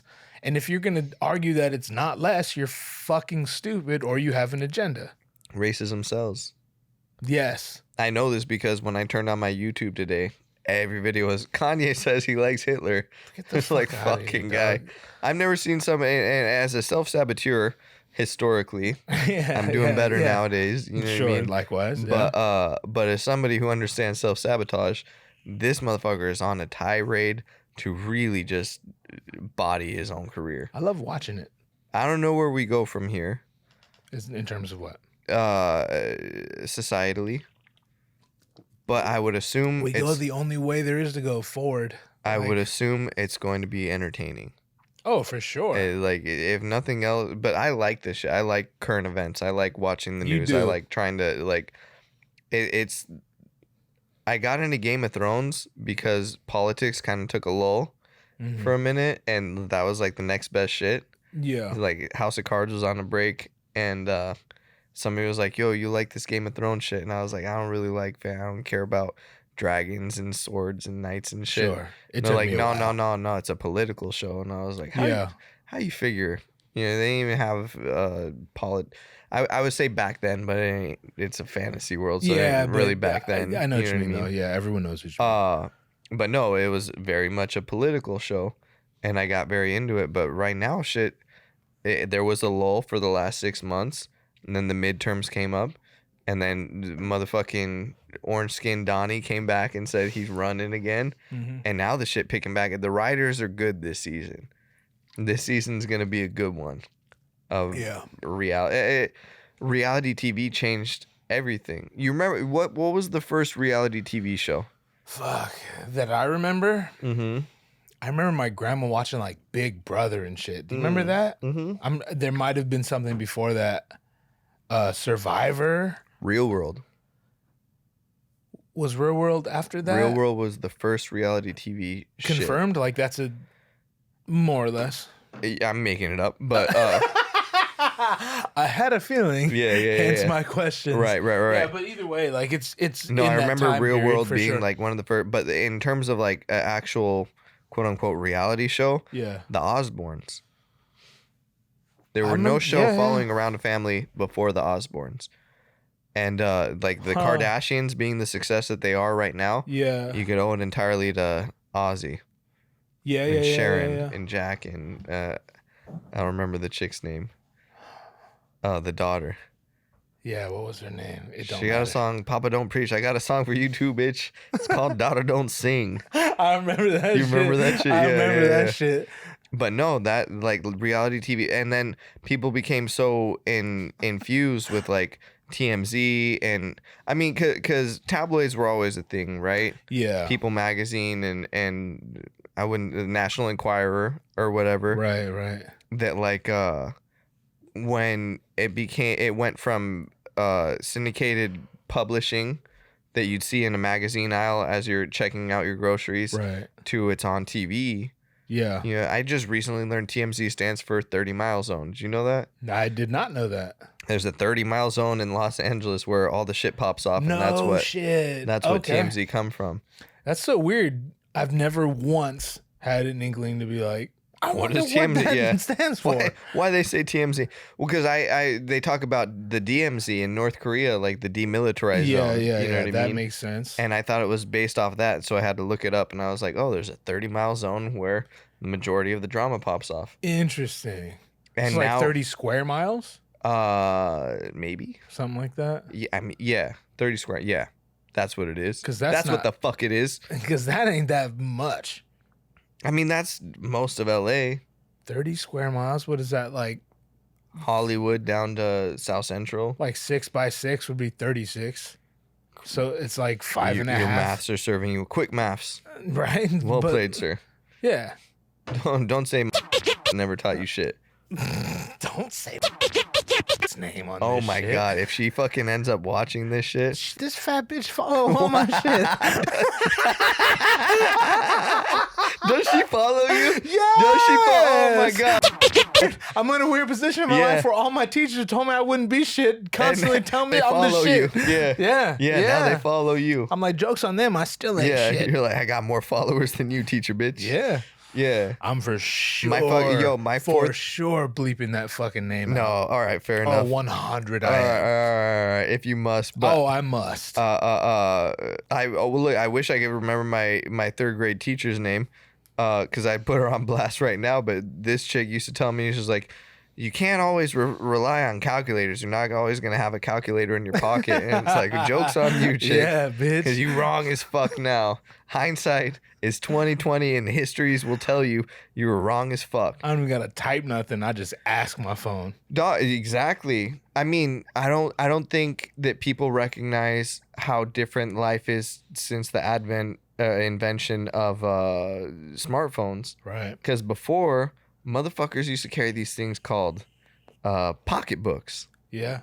Where you had addresses and you had phone numbers written down in them. Yeah. And you didn't lose that shit. You lost that shit. You lost humanity. You know what I mean? Right. Motherfuckers used to carry calculators. Motherfuckers used to carry cameras. And checkbooks too. Right. Like balance your checkbook. Right, I remember right. my mom every day balancing her checkbook. I remember my pops used to call the bank. There was like a number where you could call to get your deposit or your bank statement. You know what I mean? Yeah. To know how much you had in your account. There were no, I'm just going to check this shit real quick on the telephone. Right. And if that shit closed, you got to stay curious till they open. So essentially, smartphones, if you're Steve Jobs and you're trying to figure out what should we add, what features should we add, what do we need, the idea was essentially have less shit in your pockets. Right. You know what I mean? So the only thing a smartphone really needs to add at this point, well, they added your wallet. You don't need to have your fucking. You don't need to have a credit card or cash on you. That shit. Yeah, you can use your fucking phone to pay for shit. So you don't need a wallet no more. They need to add like an ID, like an app that a genuine state sponsored. Like this is an actual. They did it for COVID tests, so or vaccination. So right. ID shouldn't be too far behind. Sure. You know what I mean? Yeah, because I've used ID. my card on Apple Pay, but I'm like, if it asks for my ID, I'm fucked. Mm-hmm. In the event I left my wallet at home, which happens all the time. Which is what that's what I'm saying. Your keys. Yeah. They haven't replaced keys yet, but they're on their way. Close. Dog, just shit me already, bruh. Right. Let me update that shit on my on. Give me a cool fucking what do you call it? I don't know. My brain's blanking. The fucking mark of the beast, dog. That's what they used to tell us when we were kids. Mark me up, beast. Right. If I told my friend, I was like, Frank, I was like, yo, like they're talking about chips and shit and to make sure your COVID status is legit and shit. And he's like, is it gonna open my fucking car door? Because if so, chip me up. Scan me and let me on the plane. Yeah. Straight up. I don't give a fuck. Perfect. That's fine. It's kind of weird. I mean, sure, it's weird, but it's also weird that you can like put a piece of plastic in a machine and they know exactly how much money. You know what I mean? Like it's all weird. You know what I mean? Yeah. No. The idea of like was that an impression of me? No, that was Dave Chappelle. Oh, okay. You know what I mean? I don't remember what bit it was. We were just talking about that Chris Rock bit. Let me ask you this. Because we've said that several times on the podcast. Right. And if you went and looked for it, you're like, I know it's Chris Rock, but I can't remember what it's from. Yeah. Let me ask you this. Yeah. Could you whip my, or could he whip my ass? Could he? Could you? He's a smarty art motherfucker with the college degree. Smarty art motherfucker. Let me ask you this, smart guy. Could you whip my ass? Yeah. Remember that movie, Do the Right Thing? Yeah. Such a good movie. Oh, how dare you? the comedy in that is so good. Spike Lee overrated. Oh, yeah, I agree with that. Okay. But like the comedy in that shit, when white dude scuffs other dude's Jordans, Right. he's like, man, you stepped on my Jordans, and he's like, I'm sorry, I'm sorry. Stepped on my He's like- sneakers. and he's like, man, them Jordans are fucked up. That's what he said. Yeah. And then the old dude, I remember from actually. the comedy store, he's like, man, fuck Mike Tyson. If Mike Tyson dream about punching me, he better wake up and apologize. That's right. It's the best. No, that's good. Yeah. I remember one of the first times I rapped in That was a front of very you. condescending way to say that was good. I was ahead. trying to think what I had in my head It's okay. and Go keep ahead. going with it's it. okay. I'll condescend you all I goddamn want. Oh, I know. Yeah. I'm Yeah. knowing. Go ahead. They'll let people watching this and be like, "Oh, we know. Yeah. We seen it." Go ahead.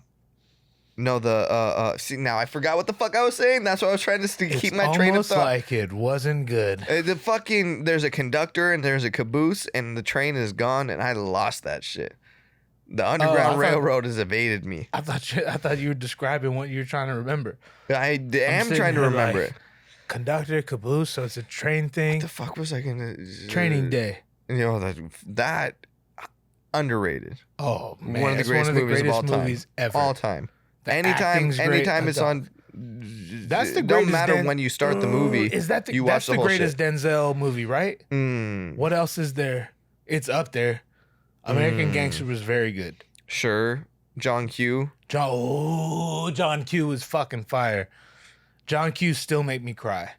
I mean, it was real. Man, you know what I mean? when any father that's ever seen John Q knows, like, same. Dog, before Me as fucking well. 20 years before I had a kid, I'm sitting there fucking, I'm like 14 years old or some shit.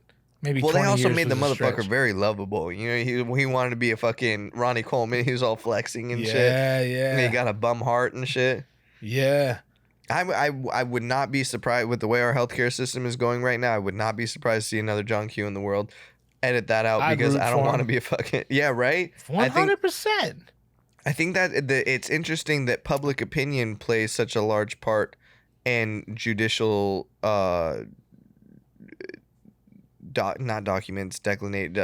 decisions.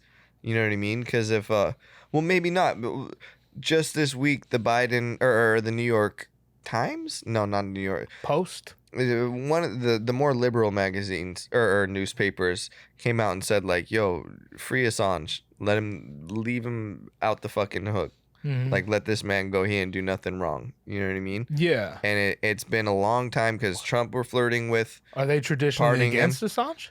Everybody's been against Assange. Everybody in the I know that, but like, elitism. is it surprising that liberal media would be? This is the pro first Assange? time. This is the first time Oh, the that they've actual taken a liberals stance have on the pushed. shit. Yeah, I got you. right. And it's true. You know what I mean? Snowden and Assange should both be exonerated Yeah. without a shadow of doubt in my mind. You know, Was it Snowden? No, it was Manning. Never mind. I was gonna say, was it Snowden who transitioned? not yet. right. Oh, Give him maybe. time, dog. He in Russia right now. He But it fucking was Manning, Bradley Right. Manning. right, Yeah, right, anyway, right. Anyway. Yeah, could get it. Anyhow, Bradley Manning hit my eye. Leaving that in. Mwah. Leaving that the Sweet bitch. fuck in. You better kiss me good with them sweet lips. You remember that interview? What was that? That That's was Tyson. Yeah. You best fix them lips nice for me. You best kiss me good with them sweet lips. That's so damn. hard. Was that the one where the chick started interviewing him? No, it was a one, dude. Different one. It was it might have been the Lennox pre-fight Okay. where he said, "I'll fuck you till you love So me." you love me, Faggot. Yeah. faggot. Yeah. Bleep that. I won't. Yeah. That's what you ain't say it. He said it. Yeah, no, that's a quote. But are you Yeah. allowed to quote? So what? Who what knows? Who gives a fuck? I don't. I kind of had to go at one of my barbers, one of my new guys, and it was after hours, so I ain't tripping necessarily. He Mexican kid, and the homeboy was Mexican. They were drinking. That's why you tripped on him. And eventually, but they're dropping M-bombs and shit. You know what I mean? Yeah. And that shit don't sit right with me. Just not necessarily. Kind of on some Mexican shit. You know what I mean? Like, cause growing up, we didn't say that. Yeah, Like, yeah. you know what I mean? Like that was. A lot of them do though. Now, Even Your when I was kid. coming up, even when I was coming up, I had a lot of Mexican homies. Not like the real, not the essays. That's what I'm saying. The homies. I hung out with Mexicans and then I hung out with essays. This is a different breed of people. Right. No, like the essays never dropped the M-bomb. Ever. Right. Unless it was a hard R and they were talking to a black person. Unless it was intentionally derogatory, but you didn't refer to each other as that. No, you know what I mean? Hell no. And so I gotta take him aside and be like, hey, in the shop, like I don't like that. I remember bringing the Tongan homies around the Mexican Which is homies. wild because I'm very like libertarian, free speech. Say whatever the fuck you want to say. It's almost a contradiction. Well, you would imagine. I don't got to imagine. Yeah, fair enough. I see it. Look at you. You do your thing. Get it, baby. I will. Yeah. What the fuck? I don't know. I almost want to be like, oh, maybe you won't, just to keep it going. You should have. It's over now. Just to be my contrarian ass self. You fucking dropped the ball. You right. Going. Anyway, go ahead. I don't know. It's less of a. It's less of a hey, you shouldn't say that word because it's derogatory toward those people, and more hey, you shouldn't say that word because it's derogatory toward you. I understand completely. We don't say that. Like I was saying, I did it a few times. I brought the Tongan homies around the Mexican homies, like the essays. And if you know anything about Polynesians, they drop the M-bomb constantly. Well, but they run with them in jail. But also, if anyone has a problem, it's not really a big deal because they can beat everyone up. Typically. Yeah. Unless there's numbers against them. Oh, yeah. I mean, obviously, yeah, there's all that. If there's weapons involved, with correct, a few times I've witnessed, there were. Correct. But it's like I'm bringing friends with friends, and that's one of the few times I learned not to mix friends with other friends because this motherfucker don't take me anywhere. Well, I mean... Anyhow. And continually won't. Yeah. You ain't got nothing left at this point. Yeah, you're the only one I got. Yeah, nice thing for me is that I don't feel left out no more. But no, I've never, a few times I have, and there's not one time that I didn't regret it, mixing friend groups. I run in a lot of different circles, and they're all very different from each other. And all these circles wouldn't necessarily get along with each other. Pobrecito Grease, the other day we went to a house party, some rappers in the backyard, and here? No, in a house in Garden Grove, Buena Park or some shit. Yeah, here. Okay. And he was like, man, I can't take you anywhere. And I was like, welcome to the fray, baby. I thought of you. As soon as he said that, I thought of you. I was like, welcome, yeah. I love you, baby. You know I love you, but... As well you should. Of course. You're my man 150 grand. What's not to love? You're my man 150 grand, but you rub motherfuckers the wrong way. And I tend to hang with people who don't like to be rubbed anyway. I mean, yeah. I mean, there are exceptions. And I'm not suggesting you wouldn't rub them in those ways. As well you shouldn't. Yeah. But no, I don't. I like knowing who the fuck I'm dealing with. I like knowing who the fuck in front of me. The quickest way to know who a person is and where they stand on shit is to see them angry. Sure, but if... Get ahead. Get ahead with it. I'm choosing because I could easily take this elsewhere. Not that has anything to do with you, but if... Sure, okay, that's how you are. But you knowing that you're my man and I'm your man, and I take you to a place where my other friends are... Polyamorous, non-committal, for the record. If I take you to a place... Shout out poly community. Where my other friends are, even if that's in you, like, even if your instinct is to, like, make someone mad because that's how you know who you're dealing with... That's just to fuck with them. Wouldn't you be like, well, I should reel it in because... my homie brought me here and these are his people and anything I do would reflect on him and it's going to put him in a bad position. No, I got a legacy. You don't have a legacy. I have a legacy of rubbing people the wrong way.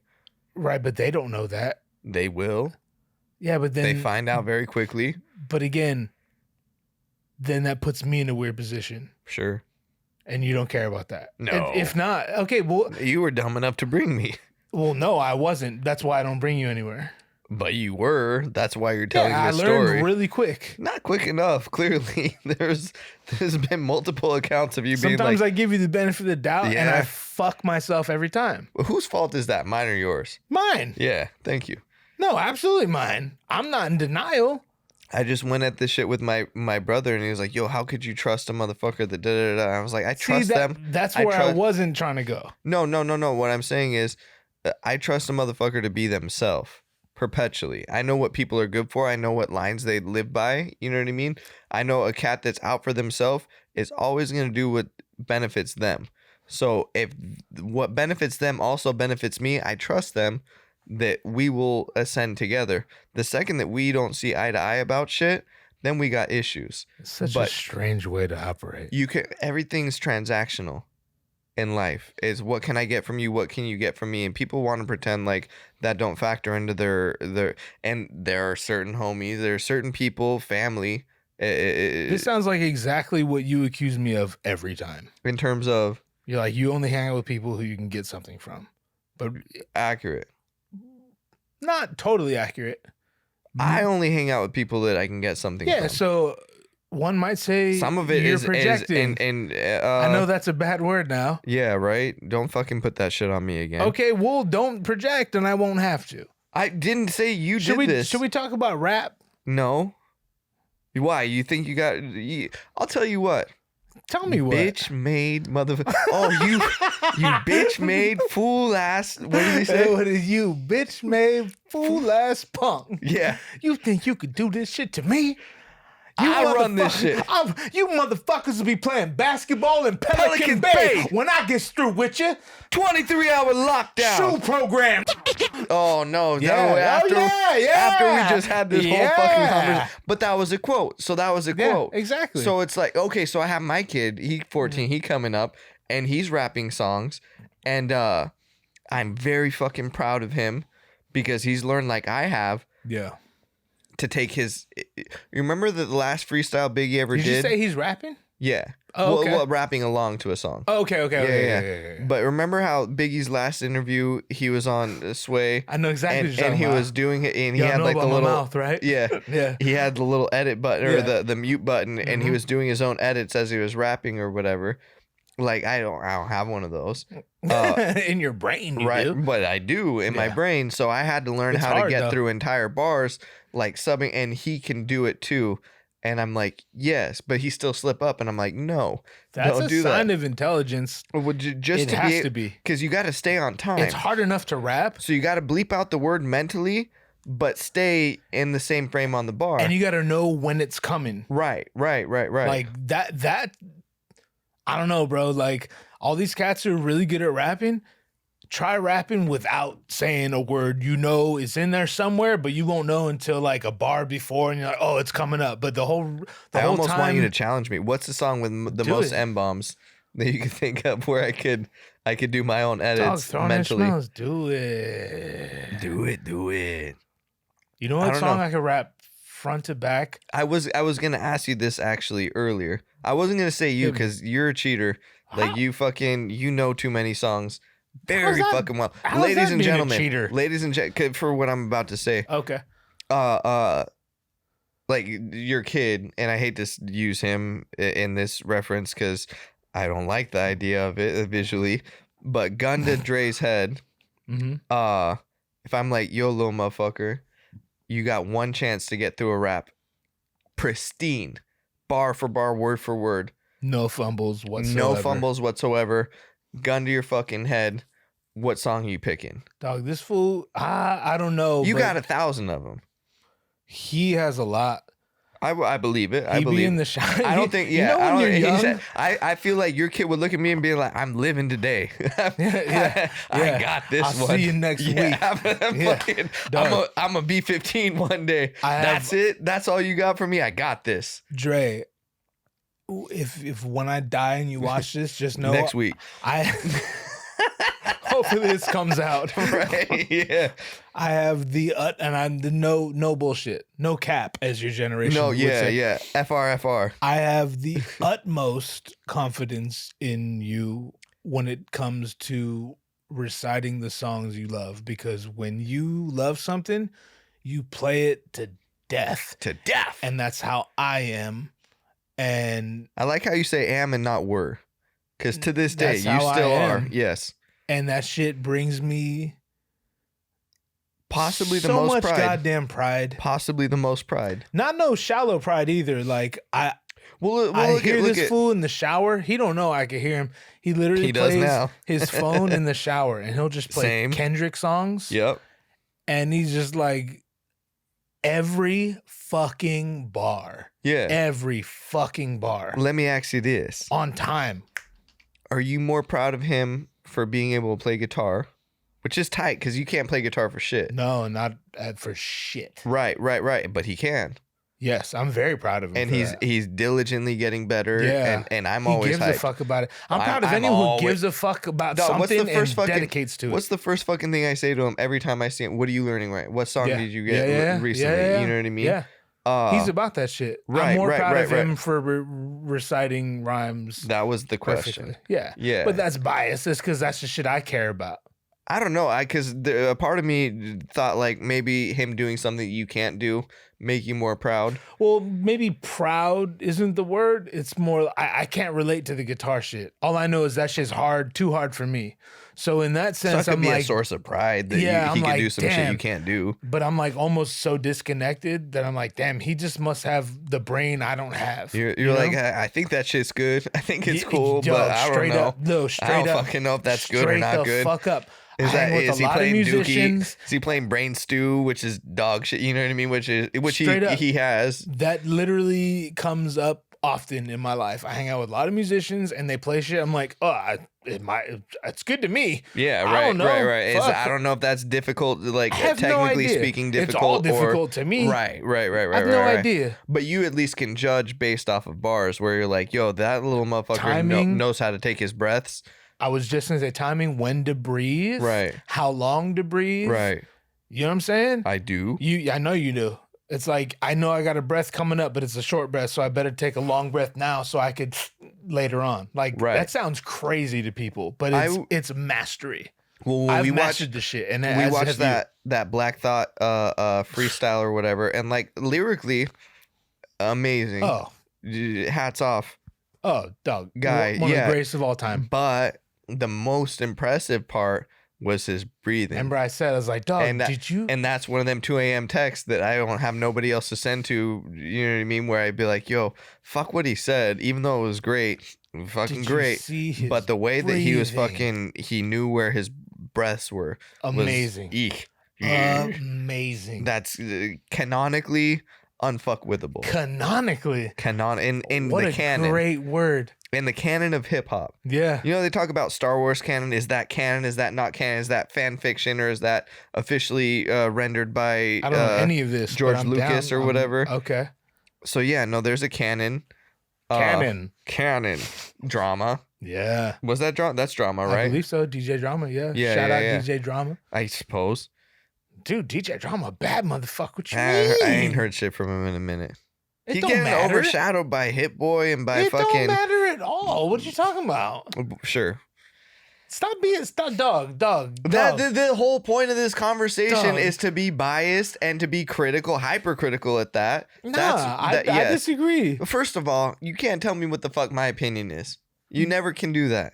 You can have your opinion about my opinion, but you can't tell me I can't say some But shit. I can ask what your opinion's based on, and I can criticize that because you've always been like, oh yeah, that guy's great. He's one of the best. But what has he done lately? Like, oh, so the 20 years of him doing great shit doesn't account for anything? What I'm have not you putting done him for against me lately? I'm not putting him against current cats, but like he had his moment. I am. Everything's not a competition with me. Everything in hip hop is a competition. No, it's not. That's what makes hip hop It's fucking literally dope, not. Is that there are parameters that you can judge people off of and say they are better or they are worse based off of these parameters. So who's he better or worse than? And based on the fact that he hasn't done All things right, well in a then long time. Well, then let's get diggy on it. Fuck, I don't even know what the fuck that means. I don't know. Okay. But edit That's that out. like some Edit shit that out. my dad would say, trying to get down with me in some hip hop conversations. All right. Allow me to get diggy on it. Yeah. Let's talk about being about it, Yeah. which is another one your yeah. kids, most people don't remember no Right, more. Whatever. right. If we're gonna be about it, top Right. 5 producers all time, beat makers and producers. Okay. You know how I am. I go favorite. I have to go favorite. I'm gonna go. I know how you are. I'm gonna go Just Blaze. First, or is this chronological? Just the first that come to my head. Is this canonical? Is this canonical? Is this officially part of the narrative? I'm gonna go. I'm gonna go Just Blaze, DJ Okay. Premier. That's 2. Fuck. Would I put Kanye in there? I might put Kanye in there. Yitler, I'll put Kanye in there. Ku Klux Kanye, Klanye. Who else would I put? Yo, you know what fucked my head up is Justin. Justin hit me to a bunch of beats that Daz Dillinger produced. I didn't know it was I've never Daz heard beats. it. You never sent them to me. Dog, Ambitions as a writer, all that shit. Was that Daz? All Daz. Interesting. He has. I was unaware of this. So many Tupac they're beats doing with a Daz fucking Dillinger, dog. TV show about the dog pound. Nah, I didn't know It's this. the same. There are fish. He made it this whole time. Oh no! He done did not. I don't know if nobody noticed, but R.I.P. we already had beer and shit on top of this, and I was like, "Yo, I found another fish." Remember how this motherfucker asking me where the jellyfish at, and I'm like, "They're somewhere." I found this motherfucker. This ain't a motherfucking jellyfish. I'm aware. Dog. I'm saying they're around. They're somewhere. Where could it be? Motherfucker, I found another lionfish. This is a line. That's a line, yeah. But he didn't want to lift up the top of this shit, so I just stuck it to the front. Kudos to you if you noticed it sitting on the front of the fucking tank. But yeah, he didn't make it through the whole cast. Now he. But they're making it. The same studio that produced Straight Outta Compton is now doing a Dog Pound movie. A movie or a TV show? One or the other. Okay. I don't know. But no shit. Yeah. But maybe that would come up. The fact that Daz made some beats that I was unaware. To this day, he sent it to our group chat. Oh, I barely checked that. Trust me. Yeah, I feel that shit toxic than a well, motherfucker. it's sad because it ain't what it used to be. Because we used to we all used to be rah-rah on that shit, and then now we kind of found other group chats to kind of forward our shit to. Mine are all in my head. Right. Terrible place to be. Mm-hmm. Primo, Blaze, weird. I'm gonna put Kanye. Yeah. You ain't putting Daz in there. I'm gonna. You're not. I don't You're think not. I'm not. You're not. He has classics, but I'm not putting him in my favorite. We got 2 more. You know what? I'm gonna do this, and it's gonna piss you off, but I stand behind it. Shocker. I'm putting Ant from Atmosphere. Interesting. Because a lot of Atmosphere beats fire. He does all Brother Ali's beats. Brother Ali beats, dog. The horns. He's the underground Just Blaze. Cool story, bro. I'll play you beats right now. I believe that they're fire, but are they top 5 of all time? Yes, I think so. Top 5 of my favorite. What are you gonna say? Oh, Jay Dilla, Madlib. Get the fuck out of here. I wouldn't put Lib. I'd put Dilla in there. I know you would. Go finish yours so I can get to mine. So I can get to the better list. Know. I'm trying to think of who even is out there. There's like, Pharrell's dope. Timbaland's dope.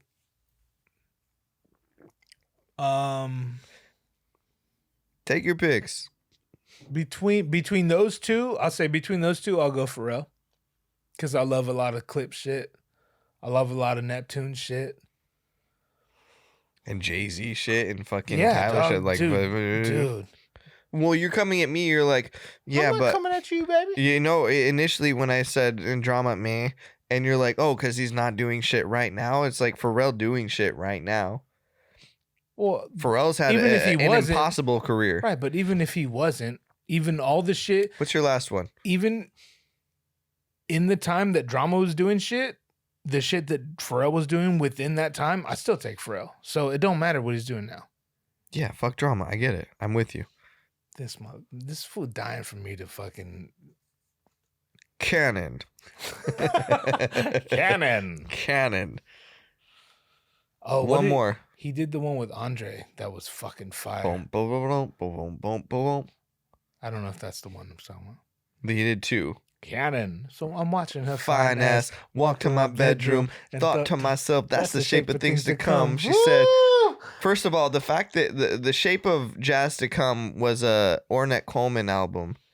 Don Cherry, Eagle Eye Cherry's dad. You remember Eagle Eye Cherry? Yeah. Don Cherry and oh his shit, you're hipping me to some shit. I don't know any of this. Imagine that.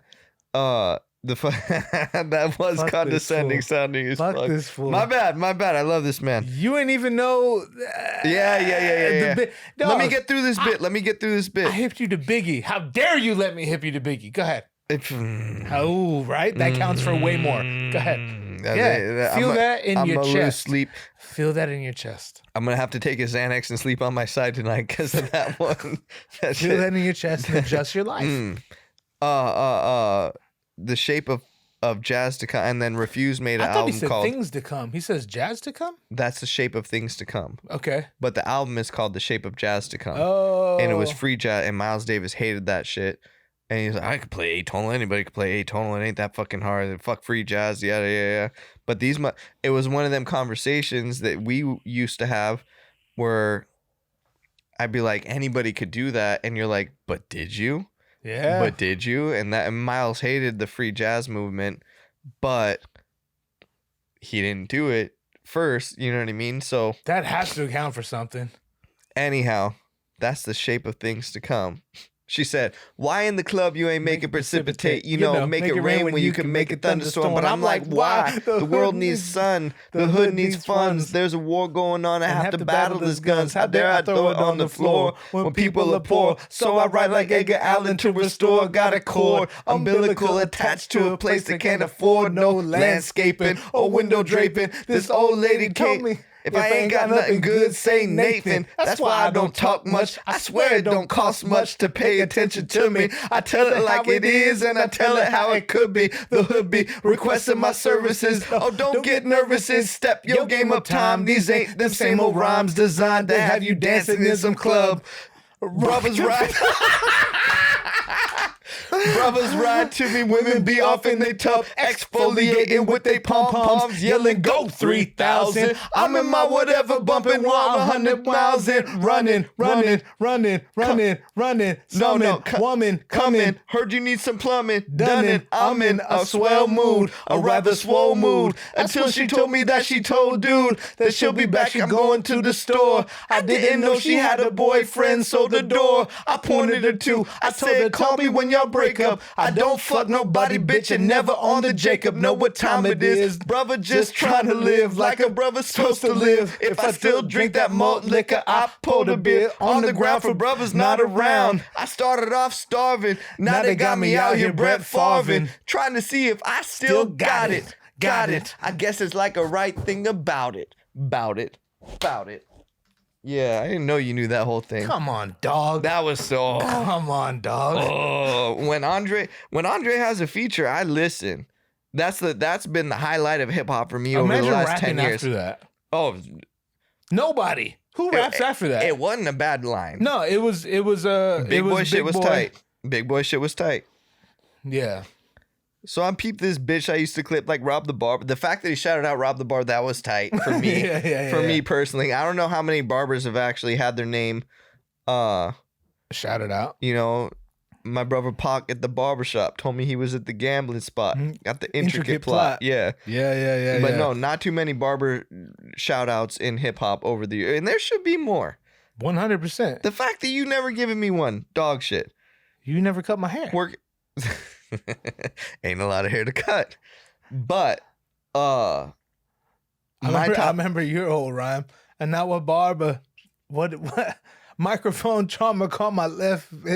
What did you say? You said, fuck, that was the first time I hung out with you, maybe. Under the morning. It's on YouTube somewhere. Now a barber, this man microphone rapped really well. charmer. Call my left clench catch and my right fist karma. I'm after Parma, John, Claude Van Damme. I'm fine just like Don Juan. Yeah. I'm on No. that Genghis Khan since young, taught up, I brought said up to Genghis. fear none. I said Genghis. I didn't say Genghis. Is it so evil to be so regal? Stop. That shit embarrassing to me at this juncture in my life. This man rapped really well, and I'm the last person who would say that. No one's allowed to know that. That's fine. That's my guilty on the pleasure in internet. life. No, God. Somewhere it is. It has to be somewhere. Yeah. The Google machine We've been got out it. here, dog. The Google machine got that shit. We've been out here. Skynet's about to drop that shit next week. We've been the fuck out. Top 5 producers. Dilla. Get the fuck out of here. You spit hot fire. Yeah. No. I hung out with that cat. I love you, Snetty. Greaseball. That wasn't a shout at you. It was a shout. Yeah. No, I fuck.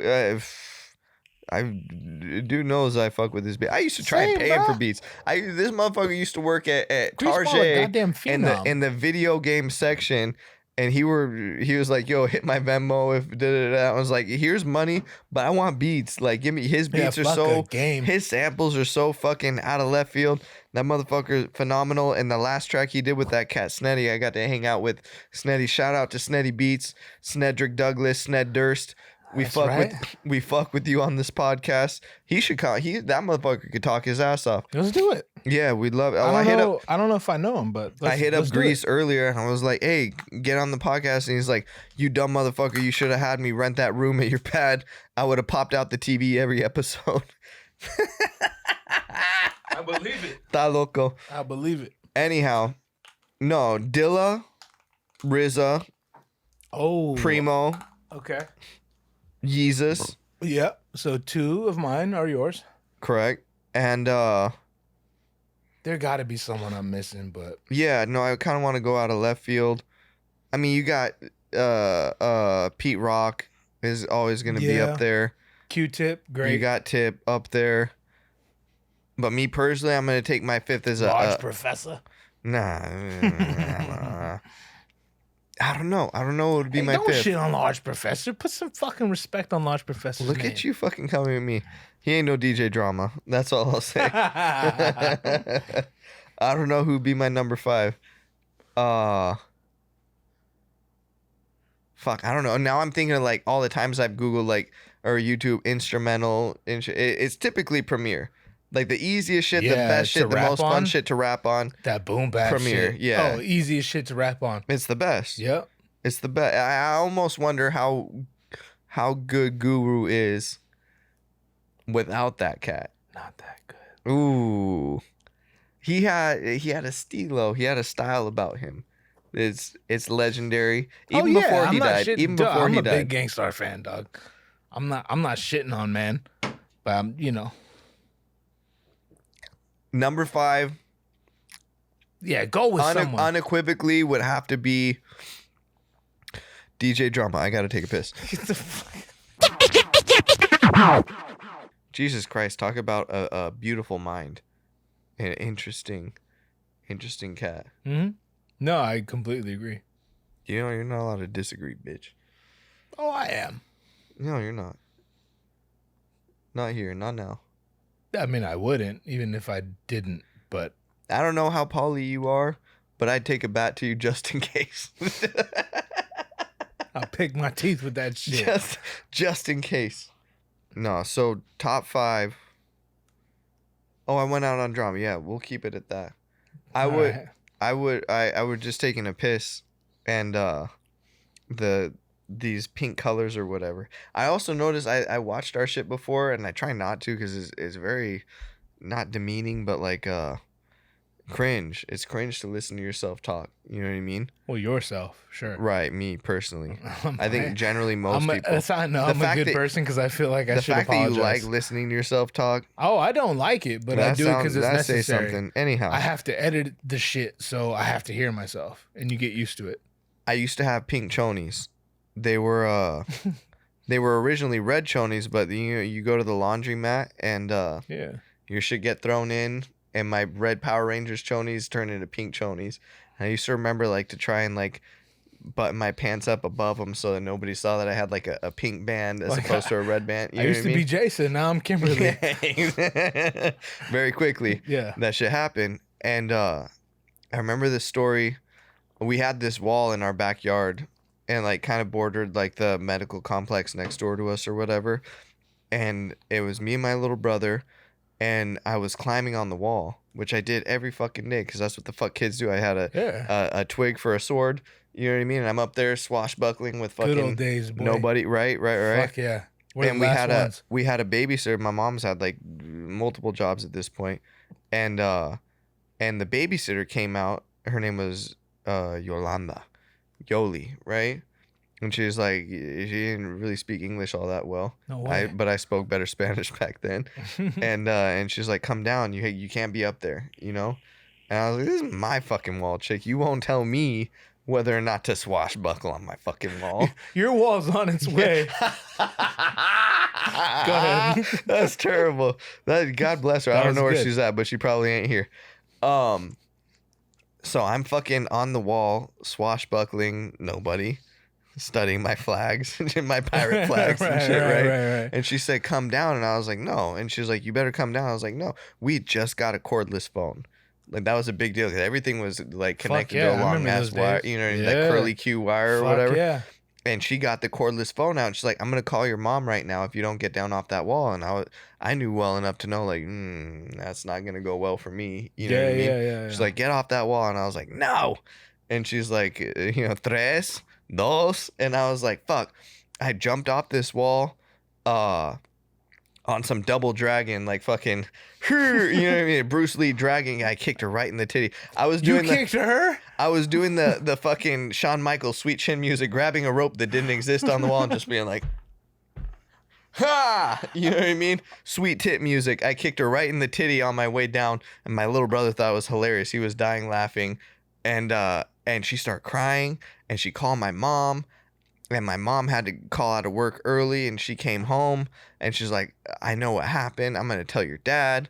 And having my dad around at that time was kind of a recent endeavor, right? Sure. It was kind of... it was a new development. Right. What's the word? Novelty. You know what I mean? Yeah, sure. I was not used to it. But she was like, I'm going to tell your dad when he gets home, go to your room. Me and Sean go to our rooms, right? And we know what's coming. We're going to get fucking spanked, right? Like old-fashioned white people over the fucking knee, pop, pop, pop. You know what I mean? Yeah. Not my mom's Mexican shit where it's like the fly swat with the chocolate, the fucking electrical cable, a hairbrush. This is going to hurt me more than it's going to hurt you. Right. That old school shit. I got you. And I remember because our room was right by the front door, and we like peeked through the blinds and shit and see my dad come home in that 96 T-Bird, you know what I mean? Bad motherfucker. And he had the fucking big phone, the cell phone, but like shit come with a suitcase. That shit had like a fucking 30-minute battery on it or whatever. But he got out the car and he grabbed his briefcase. He was all, you know what I mean, businessman. About his shit. And it might have been a Crown Victoria, as a matter of fact. Okay. Anyhow, he gets out and he's laughing on the phone. Whoever he's talking to is cracking him up, and me and my little brother are like, okay, that's a good sign. He in a good mood. You know what I mean? Yeah. And he gets to the door, and my mom opens the door, and he kisses her, and we're lined up right there by the door, you know. And he's like, "What of them?" You know, and she's like, "What of them?" I'm telling you, this is white people shit. And what of them, you know? And my mom's is like, yeah, he did sweet tit music on fucking Yoli, Pobrecita Yolanda, you know? Yeah. And my dad's like, all right, go to your room, you know? And me and my little brother were fucking sketching. But what he didn't know is that while we were waiting, which is honestly usually the worst part, is waiting to get punished more than actually getting punished. Don't even yeah. We put on every fucking pair of chonies that we owned. Yeah, we bro. took them out the fucking dirty clothes hamper because I knew I'm gonna get swatted, right? And so I had the Ninja Turtles, I had the Power Rangers, I had the Beast all Wars, the cartoons. Yeah, I had all them shits protected. They were my saints. You know what I mean? Garfield, all them motherfuckers. Motherfuckers pray to the Santos and shit. I had my cartoon heroes protecting my ass that day, and I'm wearing like gray sweatpants or whatever. Yeah. I pause and and fucking my dad bent me over his knee. And he just goes, SWAT. and that shit has like this weird echoey thud. You know what I mean? He was like, "What the fuck?" Yeah, I ain't doing squats at this point in time, so I wasn't all chonked up just yet. You know what I mean? So he ripped down my fucking sweatpants. Right. He ripped down my sweatpants, and he see the fucking chonies. And he's like, "What the fuck?" And my little brother just starts bawling, like, "Oh fuck, he's on to us. Yeah, he knows what the fuck we did." Yeah. But I know my dad well enough to know that this man rewards creativity and cleverness. You know what I mean? Yeah. And my dad starts busting up laughing, and he starts laughing, and my little brother starts crying harder because he's like, "Oh fuck, He loves this. He's gone maniacal. He's lost his shit, you know." Yeah. And I look at my dad. My dad look at me, and he says, "Hey, don't ever do this shit again. Don't ever fucking titty kick the babysitter again." He's like, look at me. He's like, "I need you to run out of here like I just tanned your hide. Can you fake cry for me right now?" And I was like, "Yes, sir." You know? And he looked at Sean. He's like, "Can you fake?" And my little brother real crying already. He's already crying. My little brother 10 steps ahead of you, pops. Yeah, right? Yeah. And so he said, "Run out of here like I just gave you the fucking whooping of a lifetime," or whatever. And me and my little brother ran out the fucking room to the backyard, screaming our heads off. You know what I mean?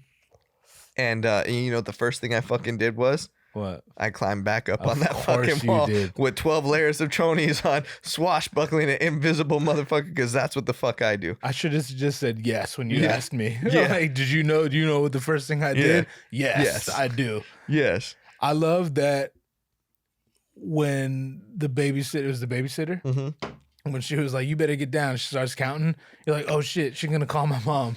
When you said you jumped down, I just assumed, as any logical person would, that you jumped down. I can't go down like a bitch to avoid punishment. But you jumped down to kick this bitch in the titty. At that point, I was like, how'd you see that going? The fact that she threatened to call my mother, shit, that deserves. I'm not going down. Don't bring my mama into this bitch. Yeah, you fucked up by bringing that into this equation. That didn't need to happen. I could have got down eventually, maybe. Sure. Whatever, that's my wall to this day. Claim it. Tap, tap. So did you ever see this babysitter again? Did she come back the next day? I don't actually Ready remember. for work? Man, I think she got deported. Cheers to you, Yoli. Cheers, Yoli. Yeah, I have no idea what happened to her. Fish. She might have came back a couple times. She didn't last. No babysitters lasted. No therapist lasted. No psychologist, psychiatrist. I ran through motherfuckers. Mm-hmm. It was a joy to me. I watched Good Will Hunting for the first time, and when he was fucking with the therapist and shit, I was like, that was me. Yeah. And they played Elliott Smith in that soundtrack. That movie's fire. That and you know, so I used fire. to talk shit on Robin Williams, and it used to really irk you. But I fuck with that movie. I very much fuck with that movie. It's too late. No redemption. It's too late. No, and the fucked up thing was, like, after I talked shit on Robin, because when he died, you were like really like, fuck, man, that got to you. Because he killed himself. Right. Yeah. But then I'd seen other movies, and I was like, oh, this is a bad man. I'd seen What Dreams May Come. Oh man. And I was like, ooh, that's a jammer. And then right when he died, I saw Father of the Year, which is the last shit he were working on about I don't want to spoil it, but fuck him. If you ain't seen that shit, you should have seen this. Junie from Spy Kids fucking whacks off and chokes himself to death. And Robin Williams' character, instead of fucking letting everybody know his son autoerotically asphyxiated himself, he like David wrote a Carradine suicide himself. note for him and like hung him in his closet. And it's a great movie. Father of the Year. If you ain't seen it, that's because he's an aspiring writer. It's Robin Williams' top 3 best works. 100%. You think so? I'm trying Patch to think Adams, What Dreams May Come, Good Will Hunting, Hook. Hook. He's kind of a bit. It was Dustin Hoffman. It was the Dustin Hoffman show in Hook. That's true. Oh, and Bob Hopkins, who played Smee. Oh, was it Bob Hopkins? I'm pretty sure that's the cat that played Mario and the Mario and Luigi. Smee Bob and Hoskins. Captain Hoskins. Put some respect on Hoskins' Anthony name. Hopkins. Yeah. Anthony, put some respect on his name. But dog, Smee and Captain Hook, one of the best fucking duos on screen. I'm gonna do it, Smee. All time. This is it for me, Smee. It's really real this time, Smee. I've had an apostrophe. I think you mean an epiphany. Yeah. Doug. Yeah. And Julia Roberts is in that shit. That cast was Tinkerbell. stacked.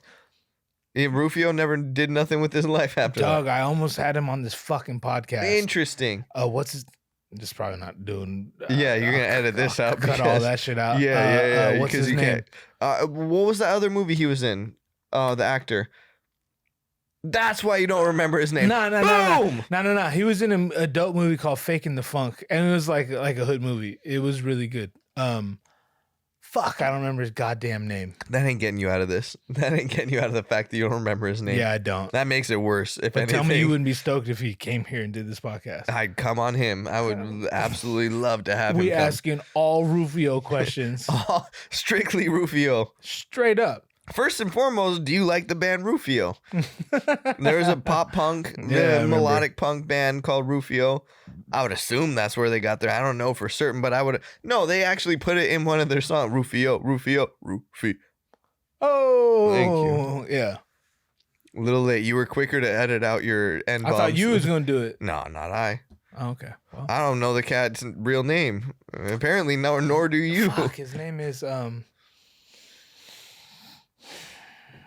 Dante Bosco. Yes. Yeah, he almost did this podcast. I say yes, like I didn't fucking know. Yeah. Fair enough. Yeah. That's a dope name. Dante Bosco. Fuck yeah. Dante. He Filipino as a motherfucker He too. is that. He is that. Yeah. His hair, I mean, like, dog, I've seen chicks like do his hair from the movie unironically. Like that hair was so fire. Yeah.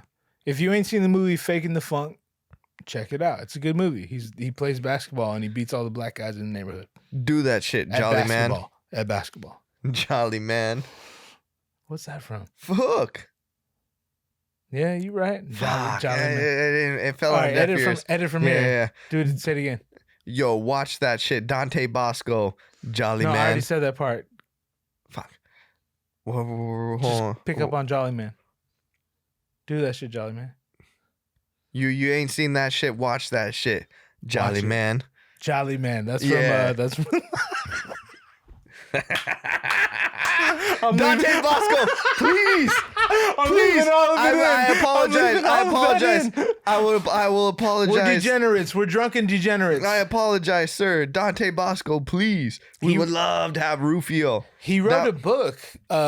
It was I would read that shit. It was because he was like the last airbender or some shit. Something like that. The Last Airbender was a white kid. They totally fucked up the whole thing. No, but he was in it. Oh, was he the voice of Aang? I don't know, but it was like Rufio to the name of the book is Rufio to whatever Aang. the character's name is, something Aang. like that. Yeah. Which I found it ironic that they chose a white kid to play it, and I was like, Anglican, like that's weird. You know what I mean? That's gonna go over everybody's head. But either way, mine included. Yeah, it's fire. It's fire. Anyhow. Dante Bosco is a fucking dope name. Fuck yeah. And I think that coming on this podcast would resurface his greatness. I think it would do wonders to your career, Dante I agree. Bosco. Dante. We fuck with you, man. Mr. Bosco. Can we let us fuck with you? Yeah. We'll move this fish tank out the way. We'll put a chair right here. Yo, but how tight would it be if he came into the podcast on a skateboard ramp? Just dog. If anyone did that, it'd be tight. If you did that, it'd be tight. I couldn't do it like he did it. That was why it'd be tight. If he had like the wind sail, fucking skateboard, and he dropped in on the podcast from that.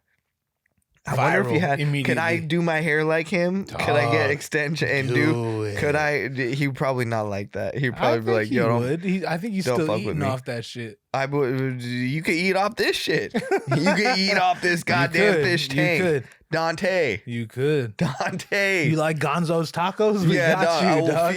Yo, if Gonzo's tacos could get a pig, they would frame that shit and put it in the corner of the fucking 100%. Shop. Absolutely, without a shadow of a doubt. Immortalized. If I could cut your hair, does he have hair still?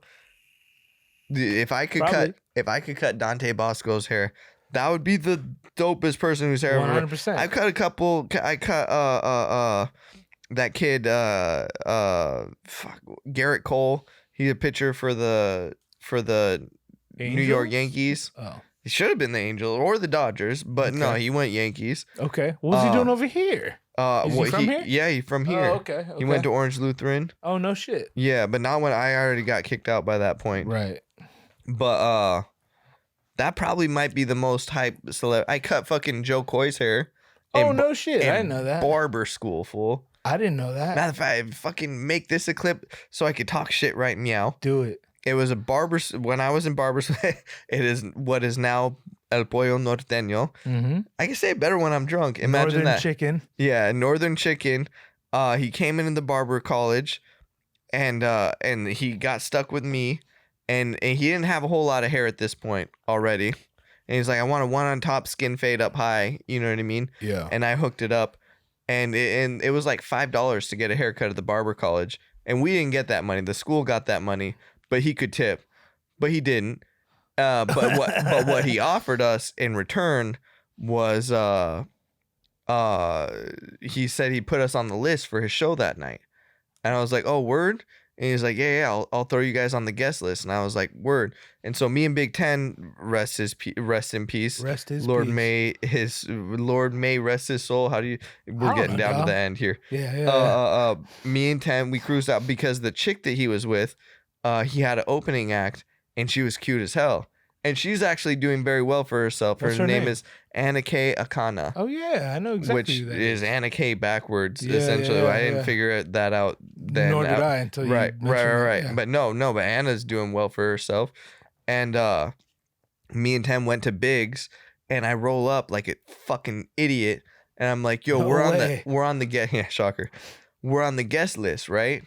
And the guy's like, it's a free show. There's no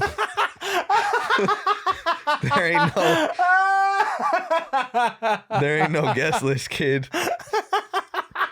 And I'm like, this motherfucker. I'm like, fuck it, we're already here. You know what I Yeah. mean? And we went and we watched him, and then like, dog, I walked in the shop the other day, and one of my other barbers put it on, like the Joe Coy special on TV when I walked in, and I was like, yeah. this dog, he really did it. Yo, Attaboy, this he really motherfucker's did out it. here. And no offense to him. In fact, I feel kind of dope because I got to saw him burgeoning. You know what I mean? Yeah, like yeah. his ascent or whatever. Absolutely. And he hit some of his closing line was a fucking banger. But the show was but it was a free show, and most of the motherfuckers were at the bar not necessarily to see a comedy show. You And know this what I was mean? 15 years ago, 12 years ago 15 specifically. okay, Yeah, okay. 12 years ago. Where was that show? Joe Do you Coy was remember? at Biggs Okay. Oh, okay. down the street in Fullerton, and it was a mediocre response at best. This motherfucker's selling out everything He's now. fucking killing it. He's The selling show, out the stadiums. movie was. I mean, like, shouts out Joe Coy. Yeah, If you see shout out this, Joe Coy. I cut your hair once. You could tip me now in hindsight. I Venmo, Zelle. I work at the Bray Improv. Yeah, You'll be but there in a few months. Don't come with any Samoans. Yeah, please don't. Please don't. Or it'll be a problem. Please don't. But come with either way, no, Samoans. Joe Coy fucking dog. I watched that fucking special, laughing to Joseph stitches. I was in stitches. Very proud of that cat. I mean, like, in all honesty, fuck Garrett Cole. The fact that I cut Joe Coy's hair in barber school, no less, in Anaheim. I don't know. I would like to think he'd remember this, but we'll see. Tag him in this shit. He might not. Tag Well, him in this shit. I'm 100, but dog, I tag Bud Light in this shit. Yo, Bud Light, you gonna sponsor my life? Bitch, you don't like it? Go home then. Go home then. Yeah, then. Was what I forgot. All right. We good? Yeah, we've been better. I think that's Let's it. go climb into some pussy. Just Yeah. What kind of pussy would you want to climb into? Like, if you got to climb into it, kidding. Good point. and man, no, you're just fucking spelunking through a cave and just Good fucking point. you. Them Very free good base point. jumpers that got the parachutes, they jump off of high points and just fucking rip the cord. Very good point. Yeah. Let's slide into some. You Let's want to slide into some Yeah, pussy. you want to slide into Yeah. it. You don't want to. You don't want to climb into it. Very good point. I Yeah. stand corrected. But what?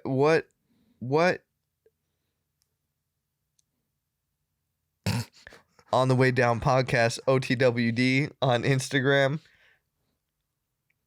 My shit at Drew Siffer. Hey, you just fucking bugged your Instagram. Is there underscore? Yes, there is. But At Drew_Siffer. Interestingly enough, yeah, hell yeah. I don't think I said anything especially problematic this time around. So It don't matter. I do clearly. Yeah, but we're on our way. We're on our We're way. on our way. Not down, but Get up. in on the ground level. Be that cat in your high school. Be that cat in college. It's like, yo, I were listening to these cats before everybody knew about them. Be that cat that they were like, I was on them when they were on Instagram, not on TikTok yet. We're on our way. On our fucking way. 800,000 views. God damn it.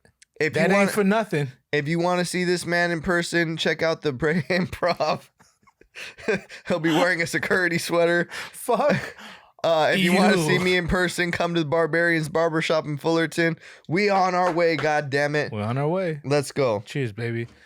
Patreon.com/OTWD, unreleased episodes, blah, blah, blah. $5 a month. Just give me money because we're both worth it. I'll split it with this man. Maybe. You could at least fund the fish food. No, right? fund the fucking Barbers for Baja at There you go. Instagram at Barbers for Baja. Yeah. Spelled Any money just you like would that, give us, no give them. underscores. Yeah. No, honest to God, it's a fucking good cause. We support the boys. Let's go. Yep. All right. I think that's it. I think yup was the Probably cut where it- we yeah. cut it off. if you fucking made it this far. If you didn't, because I'd turn it off when they get to like the end parts. You know what I mean? Like same. I heard that they did that shit 10 times already. Same. I cut it off. Yeah. But But if you're still watching, you fucking ride with us. yeah, real quick, if you cut it off, is your son circumcised?